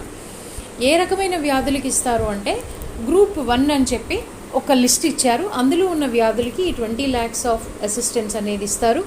ఇది కేవలము పేదరికానికి దిగువన ఉన్న వారికి మాత్రమే కాకుండా సుమారుగా భారతదేశ జనాభాలో 40% మంది జనాభా ఈ రాష్ట్రీయ ఆరోగ్య నిధి నుంచి లబ్ధి పొందే అవకాశం ఉంది. ఎలాగూ అంటే ప్రధానమంత్రి జన ఆరోగ్య యోజన కింద ఎవరెవరికైతే అర్హత ఉంటుందో వారందరికీ కూడా ఈ రేర్ డిసీజెస్ కనుక ఉన్నట్లయితే సహాయం పొందే వెసులుబాటు ఉంటుంది. అయితే ట్రీట్మెంట్ ఎక్కడ తీసుకోవాలి అంటే ప్రభుత్వానికి సంబంధించిన గవర్నమెంట్ టెర్షరీ హాస్పిటల్స్లో మాత్రమే ట్రీట్మెంట్ తీసుకోవాలి. అలాగే స్టేట్ గవర్నమెంట్ కూడా they can consider with special diet వల్ల కానీ హార్మోనల్ సప్లిమెంట్స్ వల్ల కానీ ఏదైనా తక్కువ ఖర్చుతో క్యూర్ అయ్యే డిసీజెస్ ఏవైనా ఉన్నట్లయితే even state government can consider supporting those patients అన్నమాట. అయితే ఏవైతే స్టేట్ గవర్నమెంట్ కన్సిడర్ చేయొచ్చో ఆ వ్యాధులన్నీ కూడా అండర్ గ్రూప్ 2 కింద గవర్నమెంట్ నోటిఫై చేసింది. దీనికోసం అని చెప్పి ప్రస్తుత ఆర్థిక సంవత్సరంలో 25 కోట్ల రూపాయలని బడ్జెట్లో అలొకేట్ చేయడం జరిగింది అరుదుగా వచ్చేటటువంటి వ్యాధులకి చికిత్సనిచ్చే నిమిత్తం. సో ఇక్కడున్న మ్యాప్ ఏంటంటే భారతదేశంలో ఎక్కడెక్కడైతే భూకంపాలు వస్తాయో వాటిని గుర్తించడానికి ఎక్కడెక్కడైతే మనకి సీస్మిక్ నెట్వర్క్స్, ఇప్పటి వరకు భారతదేశంలో 115 సీస్మిక్ నెట్వర్క్స్ ఉన్నాయి. అలాగే రాబోయే రోజుల్లో కొత్తగా 35 సీస్మాలజీ అబ్జర్వేటరీస్ని డిసెంబర్ నాటికి కొత్తవి ఇన్స్టాల్ చేస్తాము అని చెప్పడం జరిగింది. దీనికి ఎందువల్ల కొత్తవి సీస్మాలజీ అబ్జర్వేటరీస్ని పెంచుతారు అంటే చాలా తక్కువ మ్యాగ్నిట్యూడ్ వచ్చినా కూడా త్వరగా డిటెక్ట్ చేయగలిగేందుకోసమనే ఎక్కువ అబ్జర్వేటరీస్ని ఇన్స్టాల్ చేస్తున్నారు. ప్రస్తుతం ఉన్నటువంటి 115 అబ్జర్వేటరీస్ని కూడా రాబోయే రోజుల్లో 150కి పెంచుతున్నారనమాట. 100 సీస్మిక్ స్టేషన్స్ వచ్చే 5 సంవత్సరాల్లో వస్తాయి. ఇవి అతి తక్కువ అంటే 2.5 మ్యాగ్నిట్యూడ్ ఉన్నటువంటి భూకంప తరంగాల్ని కూడా ఇవి గుర్తిస్తాయన్నమాట.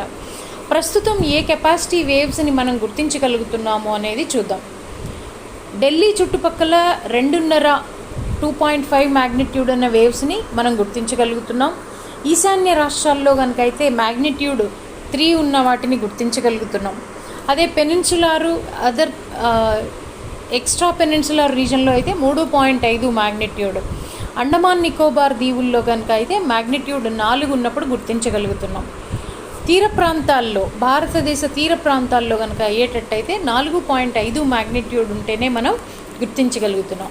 మన ఎయిమ్ ఏంటి అంటే ఎక్కడైనా సరే across the country, weather north ఈస్టా, పెనిన్సులారా, ఢిల్లీయా, బార్డరా అని కాకుండా మినిమం 3 మ్యాగ్నిట్యూడ్ ఉన్న ప్రతి వేవ్ని మనం గుర్తించాలి అనే ఉద్దేశంతో కొత్తగా సీస్మలాజికల్ అబ్జర్వేటర్స్ని, సీస్మలాజికల్ నెట్వర్క్స్ని కూడా పెంచడం జరుగుతోంది. News on air radio live stream global rankings. So A radio channels వాళ్ళు ఎక్కడెక్కడ ఉన్నారు అనేది ప్రపంచవ్యాప్తంగా ఇచ్చినటువంటి ర్యాంక్స్. ఆస్ట్రేలియా 2nd ర్యాంక్లో ఉంది, ఫిజీ అనే దేశానికి 4th ర్యాంక్ రావడం జరిగింది. United Kingdom is in 3rd place. ఇకపోతే ఆల్ ఇండియా రేడియో కొడైకెనాల్ వాళ్ళకి 8th ప్లేస్ నుంచి 6th ప్లేస్కి వెళ్ళారు వరల్డ్ ర్యాంకింగ్స్లో. All India Radio Kodaikanal. Rainbow Kannada Kamanabillu వీళ్ళు 10th పొజిషన్లో ఉన్నారు. ఆల్రెడీ 10th పొజిషన్లో ఉన్న తమిళనాడుని కిందికి నెట్టేసి ఆ ప్లేస్లోకి వచ్చారు Kannada Kamanabillu. FM Gold Delhi and FM Rainbow Delhi వీళ్ళు quite popular in the island nation called Cook Islands in South Pacific. South పసిఫిక్లో ఉన్నటువంటి కుక్ ఐలాండ్స్ ప్రాంతంలో FM Gold Delhi, FM Rainbow Delhi అనేవి అతి ప్రాముఖ్యము, చాలా పాపులర్గా తెలిసినటువంటి radio channel. All India Radio Kannada services ఎక్కడెక్కడ ప్రముఖంగా వింటారు అంటే America, United Kingdom, Canada and Australia. అంటే కన్నడిగులు అక్కడ ఎక్కువ ఉన్నారని అర్థం అనమాట. ఈ దేశాల్లో ఏఐఆర్ కన్నడ ఎక్కువగా వింటారు. అలాగే Vividh Bharati and All India Radio పంజాబీని ఎక్కువగా వినేది పాకిస్తానీ. ఎందుకంటే Pakistan got divided from western portion of India, north west portion of India కాబట్టి ఏఐఆర్ పంజాబీని వివిధ్ భారతీని వినేవాళ్ళు పంజాబ్ బార్డర్స్లో పాకిస్తాన్లో ఉన్న వాళ్ళు ఎక్కువగా వింటారు. ఏఐఆర్ మలయాళం ఇది ఎక్కడ ఎక్కువ వింటారు అంటే United Arab Emirates, Kuwait, Saudi Arabia, Oman, Bahrain and Qatar. ఎక్కువగా ఇక్కడికి ఎంప్లాయ్మెంట్ రీత్యా కానీ వ్యాపార రీత్యా కానీ త్రూ సీ వెళ్ళే వాళ్ళు ఎక్కువ ఉన్నారు కాబట్టి ఈ కంట్రీస్లో, ఈ గల్ఫ్ కంట్రీస్లో మలయాళం ఛానల్కి పాపులారిటీ ఎక్కువ ఉంది. దీన్ని బట్టి మనకు అర్థమైపోతుంది ఏ రీజియన్ పీపుల్ ఏ కంట్రీస్లో ఎక్కువ ఉన్నారు అనేది కూడా we can make an assessment. So రాబోయే రోజుల్లో కేంద్ర ప్రభుత్వము కొత్తవి పెట్టడం కానీ లేదు ఉన్న వాటి స్థాయిని పెంచడం కానీ చేస్తుందట. దేనికి సంబంధించిన యూనిట్స్ ఇవి అంటే ఫుడ్ ప్రాసెసింగ్ సంబంధించినటువంటి ఒక 2 లక్షల యూనిట్లని స్ట్రెంథెన్ చేస్తారు. ఇది చేయడం కోసము ఎంత బడ్జెట్ కేటాయించారు అంటే 10,000 కోట్ల రూపాయల బడ్జెట్తో రాబోయే 5 సంవత్సరాల్లో ఒక 2 లక్షల మైక్రో ఫుడ్ ప్రాసెసింగ్ యూనిట్స్ని కొత్తవి లేదా ఉన్న వాటిని అప్గ్రేడ్ చేయడం కానీ చేస్తారు. So ministry of food processing and వీళ్ళు ఇప్పటి వరకు 41 మెగా ఫుడ్ పార్క్స్ అప్రూవ్ చేశారు. 353 ఏమో cold chain projects, 63 agro processing clusters, 292 food processing units already మనకి అప్రూవల్ అనేది ఇవ్వడం జరిగింది. వీటి వల్ల ఎంతమందికి లబ్ధి జరుగుతుంది అంటే దాదాపుగా 34 లక్షల మంది రైతులకి ఈ ఫుడ్ ప్రాసెసింగ్ యూనిట్స్ ద్వారా లబ్ధి చేకూరుతుంది. అయితే ఈ ప్రోగ్రామ్ ఏదైతే ఫుడ్ ప్రాసెసింగ్కి సంబంధించి ఉందో ఇది పూర్తిగా కేంద్ర ప్రభుత్వమే ఎక్స్పెండిచర్ భరిస్తుంది. It is central sector scheme, అంటే మొత్తం ఖర్చంతా కూడా కేంద్ర ప్రభుత్వమే పెట్టుకుంటుంది. అండర్ అంబ్రెల్లా స్కీమ్ కాల్డ్ ప్రధానమంత్రి కిసాన్ సంపద యోజన. ఈ రైతుకి సంబంధించినటువంటి ఉత్పత్తులు వాటి యొక్క ప్రాసెసింగ్ అంతా కలిపి ప్రధానమంత్రి కిసాన్ సంపద యోజన అనే ప్రోగ్రామ్ ఇది 2016-17లో లాంచ్ అయింది. ఇది మొత్తంగా ఫుడ్ ప్రాసెసింగ్ సెక్టార్కి సంబంధించినటువంటి అన్నీ ఇందులో ఉంటాయన్నమాట. అంటే ఈ grading units, cold storage units, logistics, everything అన్నీ కూడా ఈ కిసాన్ సంపదలో కవర్ అయిపోతాయి.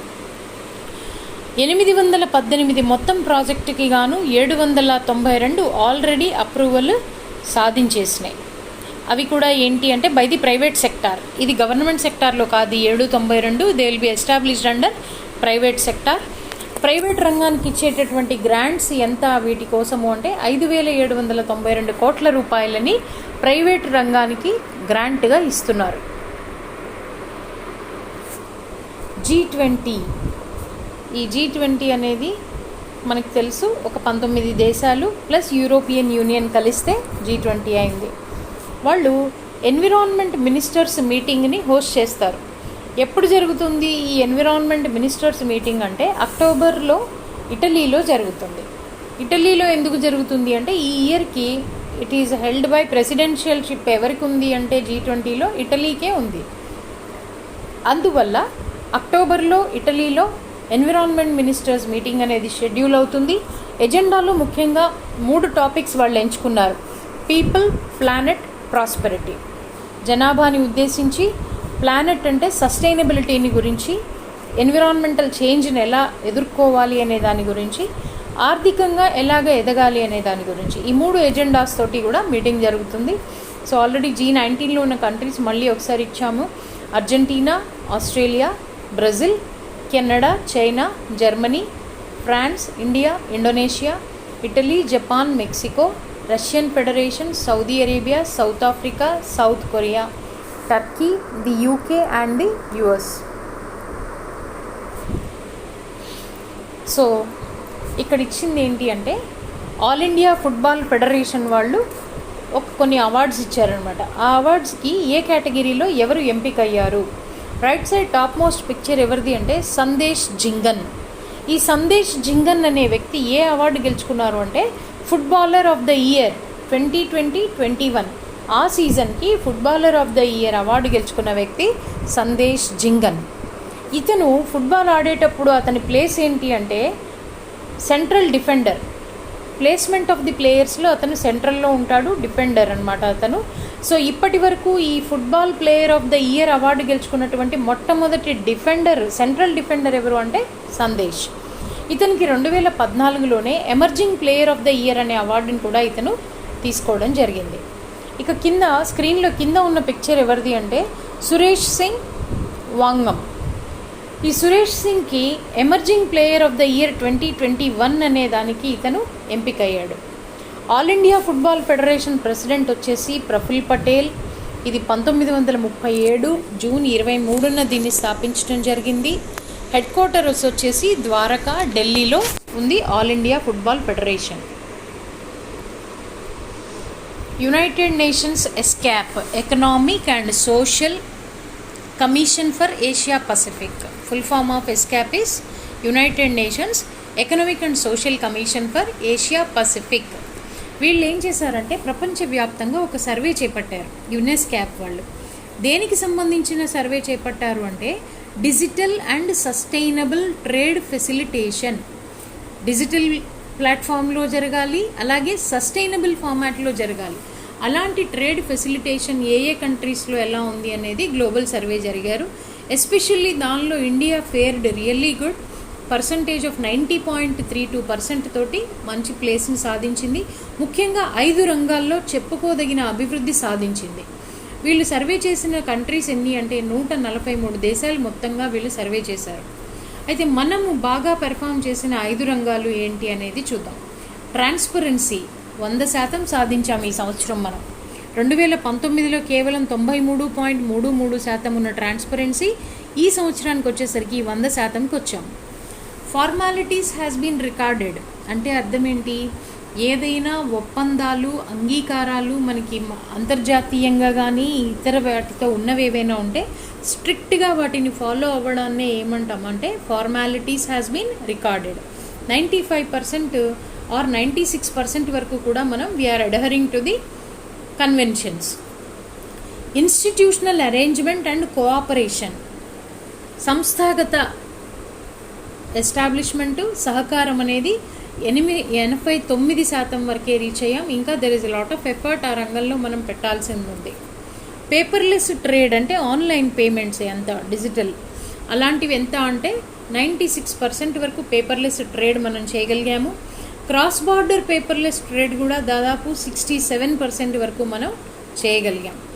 అయితే ఇతర దేశాలతో పోల్చుకున్నట్లయితే చాలా దేశాల కంటే కూడా ఇండియా మెరుగ్గా ఉంది. ముఖ్యంగా UK, France, Norway, Canada, Finland వంటి దేశాలతో పోలిస్తే India is a bit better అని అర్థం అనమాట.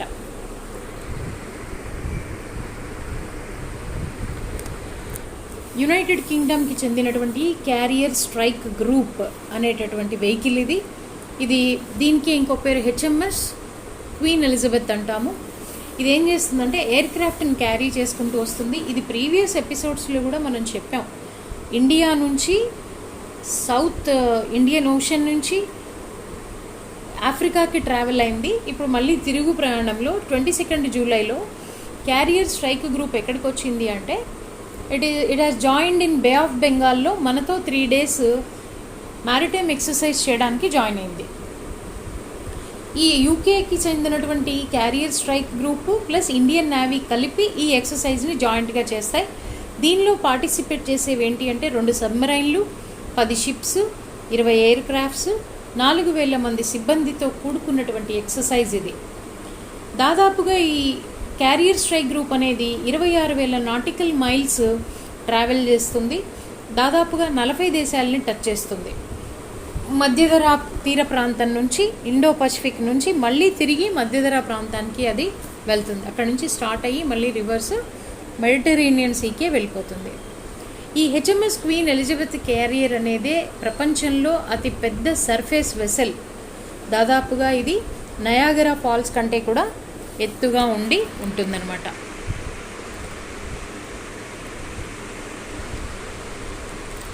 ఇందులో ఏమేమి పార్టిసిపేట్ చేస్తున్నాయి?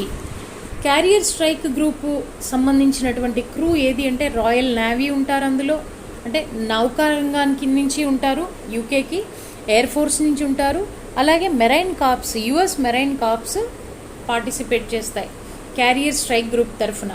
ఇకపోతే దానిలో ఉన్నటువంటి ఎక్విప్మెంట్ ఏంటి అంటే F-35B అనేటటువంటి lightning multirole air crafts, multipurpose air crafts ఉన్నాయి దానిలో. ఇండియా నుంచి పార్టిసిపేట్ చేసేటటువంటి షిప్స్ ఏంటవి అంటే INS Ranveer, INS Satpura, INS Kavaratti, INS జ్యోతి, INS కులిష్. అలాగే ఇండియాకి చెందిన ఒక సబ్మెరైన్ కూడా దీనిలో పార్టిసిపేట్ చేస్తుంది. ఈ జాయింట్ ఎక్సర్సైజ్ పేరు ఏంటంటే పాసెక్స్. ఫర్ ద పాసెక్స్ ఇండియాకి డిప్లాయ్ చేసినటువంటి విమానం ఏది అంటే P-8I అనేటటువంటి లాంగ్ రేంజ్ మారిటైమ్ అబ్జర్వర్. రికగ్నైసెన్స్ అంటే అర్థం ఏంటంటే కంటిన్యూస్గా సెర్చింగ్ అండ్ అబ్జర్వింగ్ అనమాట. ఆ పనికి వినియోగించేటటువంటి లాంగ్ రేంజ్ P-8I ఎయిర్ క్రాఫ్ట్ని, అలాగే యాంటీ సబ్మెరైన్ వార్ఫేర్ని కూడా ఇండియా తరఫున పార్టిసిపేట్ చేస్తాయి. G20 environment and energy ministers holding talks in Naples on July 22 and 23. Already మనం ఇందాక చెప్పుకున్నది ఏంటంటే అక్టోబర్లో జరగబోయేటటువంటి మీటింగు. ఇప్పుడు జరుగుతోంది ఏంటి అంటే పర్యావరణము మరియు ఇంధన రంగానికి చెందినటువంటి మినిస్టర్లు ఆల్రెడీ నేపుల్స్లో July 22, 23 చర్చలు జరుగుతున్నాయి. ఇంత అత్యవసరంగా చర్చలు దేని గురించి జరుగుతున్నాయంటే ఇటీవల మనందరికీ తెలుసు అమెరికాలోను కెనడాలోను విపరీతమైనటువంటి హీట్ వేవ్స్ వచ్చి చాలామంది చనిపోవడం జరిగింది. ఆన్ ద అదర్ హ్యాండ్ ఏంటంటే జర్మనీలోను వెస్ట్రన్ యూరోప్లోనూ కూడా విపరీతమైన ఫ్లడ్స్ వచ్చాయి. ఈ ప్రకృతి వైపరీత్యాలని ఎలా ఎదుర్కోవాలి, రాబోయే రోజుల్లో వీటిని ఎలా నిరోధించాలి, త్వరితంగా ఇప్పుడున్న వాతావరణ మార్పుల్ని మార్చుకోవడం ఎలాగూ అనే ఎజెండాతోటి ఇమీడియట్లీ మీటింగ్ అనేది నేపుల్స్లో జరుగుతోంది. ముఖ్యంగా సర్క్యులర్ ఎకానమీస్ని ప్రమోట్ చేయాలి. సర్క్యులర్ ఎకానమీ అంటే ఏంటంటే ఆర్టికల్ని ప్రొడ్యూస్ చేయాలి, కన్జ్యూమ్ చేయాలి, రీయూస్ చేయాలి, రెడ్యూస్ చేయాలి, వదిలేటటువంటి ఎమిషన్స్ని రెడ్యూస్ చేయాలి. దీన్ని ఏమంటామంటే సర్క్యులర్ ఎకానమీ అంటాం అనమాట.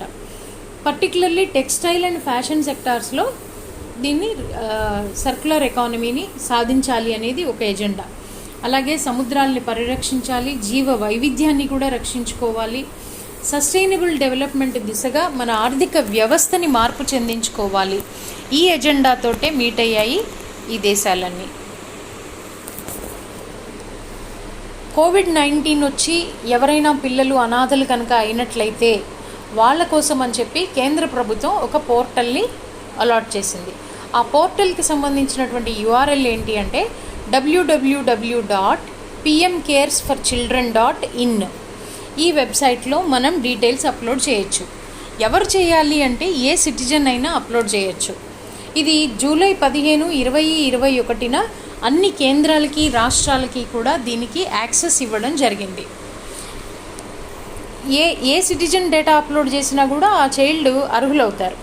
దీనికోసం అని చెప్పి PM కేర్స్ ఫండ్ నుంచి ఆ చిల్డ్రన్ ఎవరైతే ఉన్నారో, ఎవరి పేరెంట్స్ అయితే చనిపోయారో, అంటే ఇద్దరు తల్లిదండ్రులు చనిపోయినా సహాయం అందుతుంది, ఉన్న ఒకే ఒక్క పేరెంటు చనిపోయినా అందుతుంది, తనని పెంచుకున్న పేరెంట్స్ కోల్పోయినా అందుతుంది, కోర్టుచే అపాయింట్ చేయబడ్డ గార్డియన్ చనిపోయిన సందర్భంలో కూడా ఈ సహాయం అనేది అందుతుంది.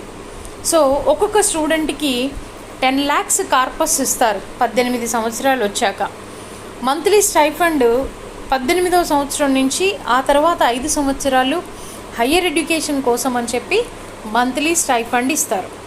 ఒక్కసారి వీళ్ళు 23 సంవత్సరాలు రీచ్ అయిన తర్వాత ఆ లంసమ్ అమౌంట్ ఏదైతే ఉందో కార్పస్ అనేది, అది మొత్తాన్ని కూడా ఆ స్టూడెంట్కి ఇవ్వడం జరుగుతుంది. కేరళ ప్రభుత్వం ఒక వినూత్నమైనటువంటి నిర్ణయాన్ని తీసుకుంది.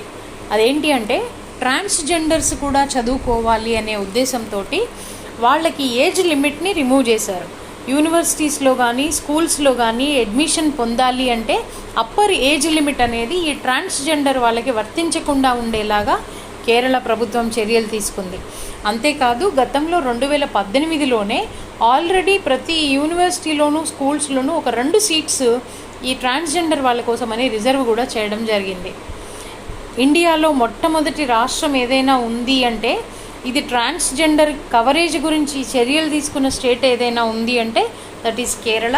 ఈ యాక్టివిటీస్ అన్నీ కూడా 2015లోనే మొదలుపెట్టింది కేరళ స్టేట్ గవర్నమెంట్. ప్రపంచంలోనే మొట్టమొదటి 3D ప్రింటింగ్ స్టీల్ బ్రిడ్జ్ ఎక్కడుంది అంటే ఆమ్స్టర్డామ్లో ఉంది. 3D ప్రింటింగ్ అంటే ఏంటి? ఒక వస్తువుని, ఒక స్ట్రక్చర్ని, సాలిడ్ స్ట్రక్చర్ని లేయర్స్ రూపంలో డిజైన్ చేసి అసెంబుల్ చేయడాన్నే ఏమంటామంటే 3D ప్రింటింగ్ అంటాం. This is a machine process. Computer aided designing and computer aided manufacturing లాంటిదే. Everything is done on machine అనమాట. ఆమ్స్టర్డామ్లో మొట్టమొదటి ప్రపంచంలో first 3D printed steel pedestrian bridge, నడక దారికి ఉపయోగించేటటువంటి స్టీల్ బ్రిడ్జ్ని ఏర్పాటు చేయడం జరిగింది. ఇది ఏ కెనాల్ మీద ఉంది అంటే కనుక ఓడెస్ ఆటర్ బర్గ్వాల్ కెనాల్ పైన నిర్మించడం జరిగింది. ఈ ఇనాగరల్ సెరమనీని అటెండ్ అయింది ఎవరు అంటే నెదర్లాండ్స్కి చెందిన మహారాణి అయినటువంటి మ్యాక్సిమా అనే ఆవిడ ఈ ఇనాగరల్ సెరమనీని అటెండ్ అయ్యారు. ఈ బ్రిడ్జి పొడుగు ఎంత? దాదాపు 40 అడుగుల పొడుగు ఉంటుంది. దానికోసం ఖర్చు అయినటువంటి స్టీల్ ఎంత అంటే 6 టన్నుల స్టీల్ని వినియోగించి ఈ 40 అడుగుల బ్రిడ్జిని నిర్మించడం జరిగింది. నిర్మించినటువంటి సంస్థ ఏది అంటే MX3D. వీళ్ళు ఇదొక కంపెనీ, 3D ప్రింటింగ్ కంపెనీయే MX3D. వాళ్ళు నిర్మించారు ఆమ్స్టర్డామ్ ప్రాజెక్ట్ని. ఎంటైర్ ప్రాసెస్ 4 రోబోట్స్ కేవలం 6 నెలల్లో కంప్లీట్ చేశారు. 40 అడుగుల బ్రిడ్జిని నిర్మించడానికి కేవలం 6 నెలల టైం తీసుకున్నారు. 4 రోబోట్స్ పనిచేశాయి. డిజైన్ చేసిన వారు ఎవరు అంటే జోరిస్ లార్మన్ ల్యాబ్. ఇది ఫస్ట్ టైం రిలీజ్ చేసింది లేదా లాంచ్ చేసింది ఎక్కడ అంటే 2018లో జరిగినటువంటి డచ్ డిజైన్ వీక్ అనే చోట ఈ డిజైన్ని లాంచ్ చేయడం జరిగింది. World Fragile X Day. What is this అంటే ఇది ఒక వంశపారంపర్యంగా వచ్చిన జన్యుపరమైన వ్యాధి, ఆటిజం లాంటిది. ఇది వరల్డ్ ఫ్రగైల్ ఎగ్స్ అని. ఈ ఎక్స్ అనేది ఏంటంటే ఒక జన్యు సంబంధమైనది అనమాట, జీన్. ఈ జీన్ వల్ల వచ్చేటువంటి వ్యాధి. 22 జూలైన world Fragile eggs awareness day, దాని మీద అవగాహన కల్పించే దినోత్సవం. అందుకు గుర్తుగా ఏం చేస్తారంటే ప్రపంచంలో ఉన్నటువంటి ప్రముఖమైన కట్టడాలన్నీ కూడా దీపాలు వెలిగించి ఇల్యూమినేట్ చేసి గ్లోబల్గా అబ్జర్వ్ చేస్తారు. ఇలా ప్రపంచవ్యాప్తంగా ఇల్యూమినేషన్ క్యాంపెయిన్ చెయ్యాలి on 22 July World Fragile X Day రోజున అనే నిర్ణయం ఎప్పుడు తీసుకున్నారు అంటే 2018లో తీసుకున్నారు. ఈ లైటనింగ్ క్యాంపెయిన్ జరిగింది 2018లో మొదలైంది. మొట్టమొదటిసారిగా లైటింగ్ ఈవెంట్ జరిగింది నయాగరా జలపాతాలు. మన ఇండియాలో తాజ్మహల్ టవర్ని వెలిగించడం ద్వారా మనం ఈ ఈవెంట్లో జాయిన్ అయ్యాము. 2019లో we joined with this. So ఈ FXS fragile X syndrome, S stands for syndrome. ఇది ఏంటి అంటే ఒక జన్యుపరమైనటువంటి వ్యాధి. ఇది మనిషికి సంబంధించినటువంటి ఎదుగుదల కానీ అతని యొక్క తెలివితేటల్ని కానీ డిజేబుల్ చేస్తుంది, ఎదగనివ్వదు సరిగ్గా. దీనికున్న మరొక పేరే ఏంటి అంటే మార్టిన్ బెల్ సిండ్రోమ్ అని కూడా అంటారు. సాధారణంగా ఇది ఎక్కువగా మగపిల్లల్లో వస్తుంది. 4000లో ఒక మగపిల్లాడికి రావచ్చు. అదే బాలికల విషయానికి తీసుకుంటే ఛాన్సెస్ తక్కువ. 8000 అమ్మాయిల్లో ఒక వ్యక్తికి వచ్చే అవకాశం ఉంది. Historic urban landscape project. ఇది ఎవరు స్టార్ట్ చేశారు, ఎక్కడ స్టార్ట్ చేశారు? ఈ హిస్టారిక్ అర్బన్ ల్యాండ్స్కేప్ ప్రాజెక్ట్ అనే దాన్ని ప్రస్తుతము మధ్యప్రదేశ్లో ఉన్న ఎవరు చేస్తారు అంటే యునెస్కో వాళ్ళు చేస్తారు. ఇది ప్రపంచవ్యాప్తంగా UNESCO will do this project. ఈ ప్రాజెక్ట్ ఉద్దేశం ఏంటంటే అక్కడ ఉన్నటువంటి సైట్ యొక్క మేనేజ్మెంట్ కానీ డెవలప్మెంట్ కానీ సిటీస్కి ఎలా ప్లాన్ చేయాలి అనేది చేస్తారు. అందులో భాగంగా అంటే 2011లో మొట్టమొదటిసారిగా వీళ్ళు స్టార్ట్ చేశారు. స్టార్ట్ చేసినప్పటి నుంచి ఇప్పటికి దాదాపుగా 6 సిటీస్ని, సౌత్ ఏషియాలో ఉన్నటువంటి 6 సిటీస్ని తీసుకున్నారు. అందులో ఇండియా నుంచి ఉన్న సైట్స్ ఏంటి అంటే వారణాసి, అజ్మీర్. ఆల్రెడీ ఉన్న 6లో 2 ఇండియా నుంచి ఉన్నాయి, వారణాసి అండ్ అజ్మీర్. ఇప్పుడు కొత్తగా మధ్యప్రదేశ్లో ఉన్నటువంటి ఓర్చా అండ్ గ్వాలియర్ అనే చోట కూడా ఈ యునెస్కో వాళ్ళు హిస్టారిక్ అర్బన్ ల్యాండ్స్కేప్ ప్రాజెక్ట్ని టేకప్ చేశారు. ఇప్పుడు ఇండియా నుంచి ఇవి 4 అయ్యాయి. వారణాసి, అజ్మీర్కి జతగా ఇప్పుడు కొత్తగా మధ్యప్రదేశ్ నుంచి వచ్చి చేరినటువంటి ఓర్చా అండ్ గ్వాలియర్ కలుపుకుంటే ఇండియా నుంచి 4 ప్రాజెక్ట్స్. ఓవరాల్గా చూసుకుంటే గతంలో ఉన్న 6కి ఇప్పుడు 2 కలిస్తే ఇవి 8 ప్రాజెక్ట్స్ సౌత్ ఏషియా నుంచి టేకప్ చేయడం జరిగింది. పెట్రోలియం రంగంలో ప్రస్తుతం ఉన్న పరిస్థితుల్లో ఫారెన్ డైరెక్ట్ ఇన్వెస్ట్మెంట్ 49% వరకే ఇప్పుడున్నటువంటి అనుమతి. అయితే దీనిని 100% డైరెక్ట్ రూట్లో అనుమతించింది కేంద్ర ప్రభుత్వం. క్యాబినెట్ తీసుకున్నటువంటి నిర్ణయం ఇది. ఫారెన్ డైరెక్ట్ ఇన్వెస్ట్మెంట్ అనేది 100% ఉండవచ్చు. ఇప్పుడు ఇది ఎందుకు వచ్చింది అంటే భారత్ పెట్రోలియం కార్పొరేషన్ లిమిటెడ్ని సేల్ చేస్తున్నారు. సేల్ చేసే దిశగా వచ్చినటువంటి అమెండ్మెంటే ఇది. అలాగే ఇవి జస్ట్ హైలైట్స్ అనమాట, కొన్ని ఇంపార్టెంట్ పాయింట్స్ ఇవి highlights. North eastern hill university ఉన్నటువంటి ఏరియాల్లో అంటే ఈశాన్య రాష్ట్రాల్లో ఎన్సీసీని ఒక సబ్జెక్టుగా అండర్ గ్రాడ్యుయేషన్ కోర్సులో ఎంచుకొని వాళ్ళు చదవచ్చు. లైక్ మ్యాథ్స్ ఎలాగా, ఫిజిక్స్ ఎలా ఎలెక్టివ్ సబ్జెక్ట్స్గా తీసుకుంటారో అలాగే ఎన్సీసీని ఒక ఎలెక్టివ్ సబ్జెక్టుగా తీసుకునేటటువంటి అవకాశము మేఘాలయ రాష్ట్రం కల్పించింది. అక్కడ ఉన్నటువంటి యూనివర్సిటీ నార్త్ ఈస్టర్న్ హిల్ యూనివర్సిటీకి ఆ అవకాశం ఇచ్చారు. అక్కడ పిల్లలు ఎన్సీసీని ఎలెక్టివ్గా ఎంచుకోవచ్చు.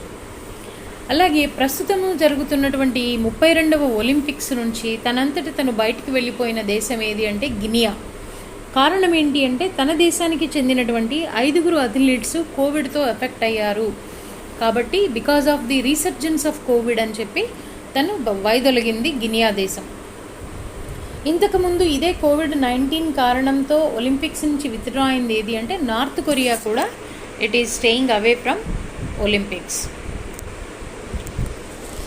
ఈరోజు ఒక 2 ప్రముఖ వ్యక్తుల యొక్క సెంటనరీ బర్త్ సెలబ్రేషన్స్ అనమాట, వారి జయంతి ఉత్సవాల్ని కూడా మనం అబ్జర్వ్ చేస్తున్నాము. అందులో మొట్టమొదటిది బాలగంగాధర్ తిలక్ గారు. ఈయననే ఫాదర్ ఆఫ్ స్వరాజ్యానికి ఆయన అన్నారు కదా, టైటిల్ అన్నారు, స్వరాజ్యం నా జన్మ హక్కు నేను పొందుతాను అని అన్నారు కాబట్టి ఆయన్ని స్వరాజ్యానికి పితామహుడు, ఫాదర్ ఆఫ్ స్వరాజ్ అని అంటారు. ఈయన పుట్టింది ఎప్పుడు అంటే జూలై 23, 1856లో పుట్టారు. అసలు పేరు కేశవ్ గంగాధర్ తిలక్, కానీ అందరూ పిలిచేది బాల్ గంగాధర్ తిలక్ అని పిలుస్తారు. ఇండియన్ ఇండిపెండెన్స్ మూమెంట్ వచ్చినప్పుడు మనకి ఈయన మోడరేట్స్లో ప్రముఖ వ్యక్తి, ప్రముఖ లీడర్ అనమాట. ఈయనని ఫాదర్ ఆఫ్ ఇండియన్ అన్రెస్ట్ అని కూడా ఈయనకు ఒక బిరుదు ఉంది. లోకమాన్య అనేటటువంటి బిరుదు కూడా ఈయనకి ఉంది. మహాత్మా గాంధీ గారు ఈయన ఏమని పిలిచారు అంటే మేకర్ ఆఫ్ మోడర్న్ ఇండియా, ఆధునిక భారతదేశ రూపకర్త అని కూడా ఈయనని మహాత్మా గాంధీ వర్ణించడం జరిగింది. అలాగే స్వరాజ్యం నా జన్మ హక్కు అని చెప్పింది కూడా బాలగంగాధర్ తిలక్. మరొక వ్యక్తి ఎవరిదైతే ఇప్పుడు మనము శత జయంతి ఉత్సవాలు జరుపుకుంటున్నామో వాళ్ళు చంద్రశేఖర్ తివారీ, ఆర్ అందరికీ తెలిసిన పేరు చంద్రశేఖర్ ఆజాద్. ఈయన భగత్ సింగ్కి కలిసి పనిచేశారు. హిందుస్థాన్ రిపబ్లికన్ ఆర్మీలో కూడా యాక్టివ్ పార్టిసిపెంటు. ఈయనతో ముడిపడి ఉన్నటువంటి 2 చారిత్రాత్మక సంఘటనలు ఏంటి అంటే కాకోరీ ట్రైన్ రాబరీ, అలాగే జాన్ సాండర్స్ అనే వ్యక్తిని కాల్చి చంపడము అనేది కూడా. ఈయన అసిస్టెంట్ సూపరింటెండెంట్ ఆఫ్ పోలీస్ని చంపిన ఈ 2 ఘటనల్లో కూడా ఈ చంద్రశేఖర్ ఆజాద్ పాత్ర ఉంది. ఈయన 1906 జూలై 23న జన్మించడం జరిగింది. మిసైల్ మ్యాన్ అబ్దుల్ కలాంకి సంబంధించినటువంటి ఒక చిన్న బస్ట్ సైజు ఇక్కడ పిక్చర్లో కనిపిస్తుంది చూడండి. ఆ విగ్రహాన్ని తయారు చేసి పెట్టారు. ఎక్కడ పెట్టారు అంటే సౌత్ వెస్ట్ రైల్వేకి చెందినటువంటి బెంగళూరు రీజియన్లో యశ్వంత్పూర్ కోచింగ్ డిపోలో పెట్టారు. వైపీఆర్ అంటే యశ్వంత్పూర్, ఎస్డబ్ల్యూఆర్ అంటే సౌత్ వెస్ట్ రైల్వే. ఈ విగ్రహం ఎత్తు 7.8 అడుగుల ఎత్తుంది. సుమారుగా 800 కిలోల బరువు ఉన్నటువంటి అబ్దుల్ కలాం గారి బస్ట్ విగ్రహం. ఎందుకు అంటే ఈయన ఎంతోమంది ఇంజనీర్లకి స్ఫూర్తిదాయకం. అందుకు గుర్తుగా అక్కడ ఉన్నటువంటి స్క్రాప్ మెటీరియల్ మొత్తాన్ని వాడి ఈయన విగ్రహాన్ని తయారు చేసి పెట్టడం జరిగింది. That is in Yeshwantpur coaching depot, Bengaluru. కొత్తగా ఉత్తరప్రదేశ్ గవర్నమెంట్ ఒక స్కీమ్ లాంచ్ చేసింది. ఇది కూడా కోవిడ్ వల్ల ఎఫెక్ట్ అయిన పిల్లల్ని ఉద్దేశించి చేసిన ప్రోగ్రామ్ ఇది. చైల్డ్ వెల్ఫేర్ స్కీము, బాల సేవా యోజన. దీనిలో ఏం చేస్తారంటే ఎవరైతే తమ తల్లిదండ్రుల్ని కోల్పోయారో లేదు ఒక పేరెంట్ మిగిలి ఉన్నారో వాళ్ళకి నెలకి 4,000 రూపాయల అసిస్టెన్స్ ఇస్తారు. అది సంరక్షకుడికైనా ఇస్తారు, కోర్టుచే అపాయింట్ చేయబడ్డ గార్డియన్కైనా సరే ఇస్తారు. ఆ పిల్లలు అడల్ట్ అయ్యే వరకు కూడా ఈ 4,000 రూపాయలు మంత్లీ ఇవ్వడం అనేది జరుగుతుంది. అదే 10 ఏళ్లలోపు పిల్లలు, వీళ్ళకి ఎవరు తల్లిదండ్రులు ఎవరు లేరు, కేర్ టేకర్ లేరు, గార్డియన్ లేరు అని కనుక అనేటట్లయితే స్టేట్ గవర్నమెంటే తన చిల్డ్రన్ హోమ్లో పెట్టి వీళ్ళని పెంచుతుంది. వీళ్ళకి యుక్త వయసు వచ్చే వరకు కూడా పెంచుతుంది. అలాంటి స్టేట్ హోమ్స్ ఎక్కడెక్కడ ఉన్నాయి, ఎక్కడెక్కడ ఆపరేట్ అవుతున్నాయంటే మధుర, లక్నో, ప్రయాగ్రాజ్, ఆగ్రా అండ్ రాంపూర్ అనేటటువంటి 5 ప్లేసుల్లో కూడా స్టేట్ హోమ్స్ రన్ అవుతున్నాయి. ఆడపిల్లలు, మైనర్ గర్ల్స్ ఎక్కడైనా ఉన్నట్లయితే వాళ్ళని కస్తూర్బా గాంధీ రెసిడెన్షియల్ స్కూల్లో కానీ లేదు స్టేట్ గవర్నమెంట్తో నడపబడుతున్నటువంటి చిల్డ్రన్ హోమ్స్లో కానీ ఉంచుతారు ఆడపిల్లల విషయంలో. అలాంటి చిల్డ్రన్ హోమ్స్ అయితే కనుక రాష్ట్రంలో 13 చిల్డ్రన్ హోమ్స్ ఉన్నాయి. ఇది కాకుండా 18 అటల్ రెసిడెన్షియల్ స్కూల్స్ కూడా రాష్ట్రంలో ఉన్నాయి ఉత్తరప్రదేశ్ గవర్నమెంట్లో. ఈ ఆడపిల్లలు పెరిగి పెద్దవాళ్ళు అయిన తర్వాత వాళ్ళ పెళ్లి కోసం అని చెప్పి 1,01,000 రూపాయలని కూడా యూపీ స్టేట్ గవర్నమెంట్ ఇవ్వడం జరుగుతుంది. ఈ ఫెసిలిటీస్ అన్నీ కోవిడ్ వల్ల తమ పేరెంట్స్ని కోల్పోయిన వాళ్ళకి లేదా సింగిల్ పేరెంట్ మిగిలిన పిల్లలకి ఇది వర్తిస్తుంది. తను వరల్డ్ క్యాడెట్ ఛాంపియన్షిప్ రెజ్లింగ్ పోటీల్లో విన్నర్గా నిలిచినటువంటి ఈమె 43 కిలోల కేటగిరీలో విన్నర్గా ఎమర్జ్ అయ్యారు. ఆల్రెడీ నిన్నటి ఎపిసోడ్లో చూసాం మనం. అమన్ గులియా అనే వ్యక్తి ఏమో 48 కిలోల విభాగంలో, సాగర్ జగ్లన్ అనే వ్యక్తి 80 కిలోల విభాగంలో విన్నర్గా నిలవడం జరిగింది. సో తను అనే ఆమె 3వ విన్నర్ అవుతారు మనకి. సో 3 విన్నర్స్ అవ్వడం వల్ల మనము ఫస్ట్ టైము టీమ్ ఛాంపియన్షిప్ ఈవెంట్లో పోటీ పడుతున్నాం అన్నమాట. Thank you. హోప్ ఇవాళ ఎపిసోడ్ మీకు ఉపయోగపడిందని అనుకుంటాను.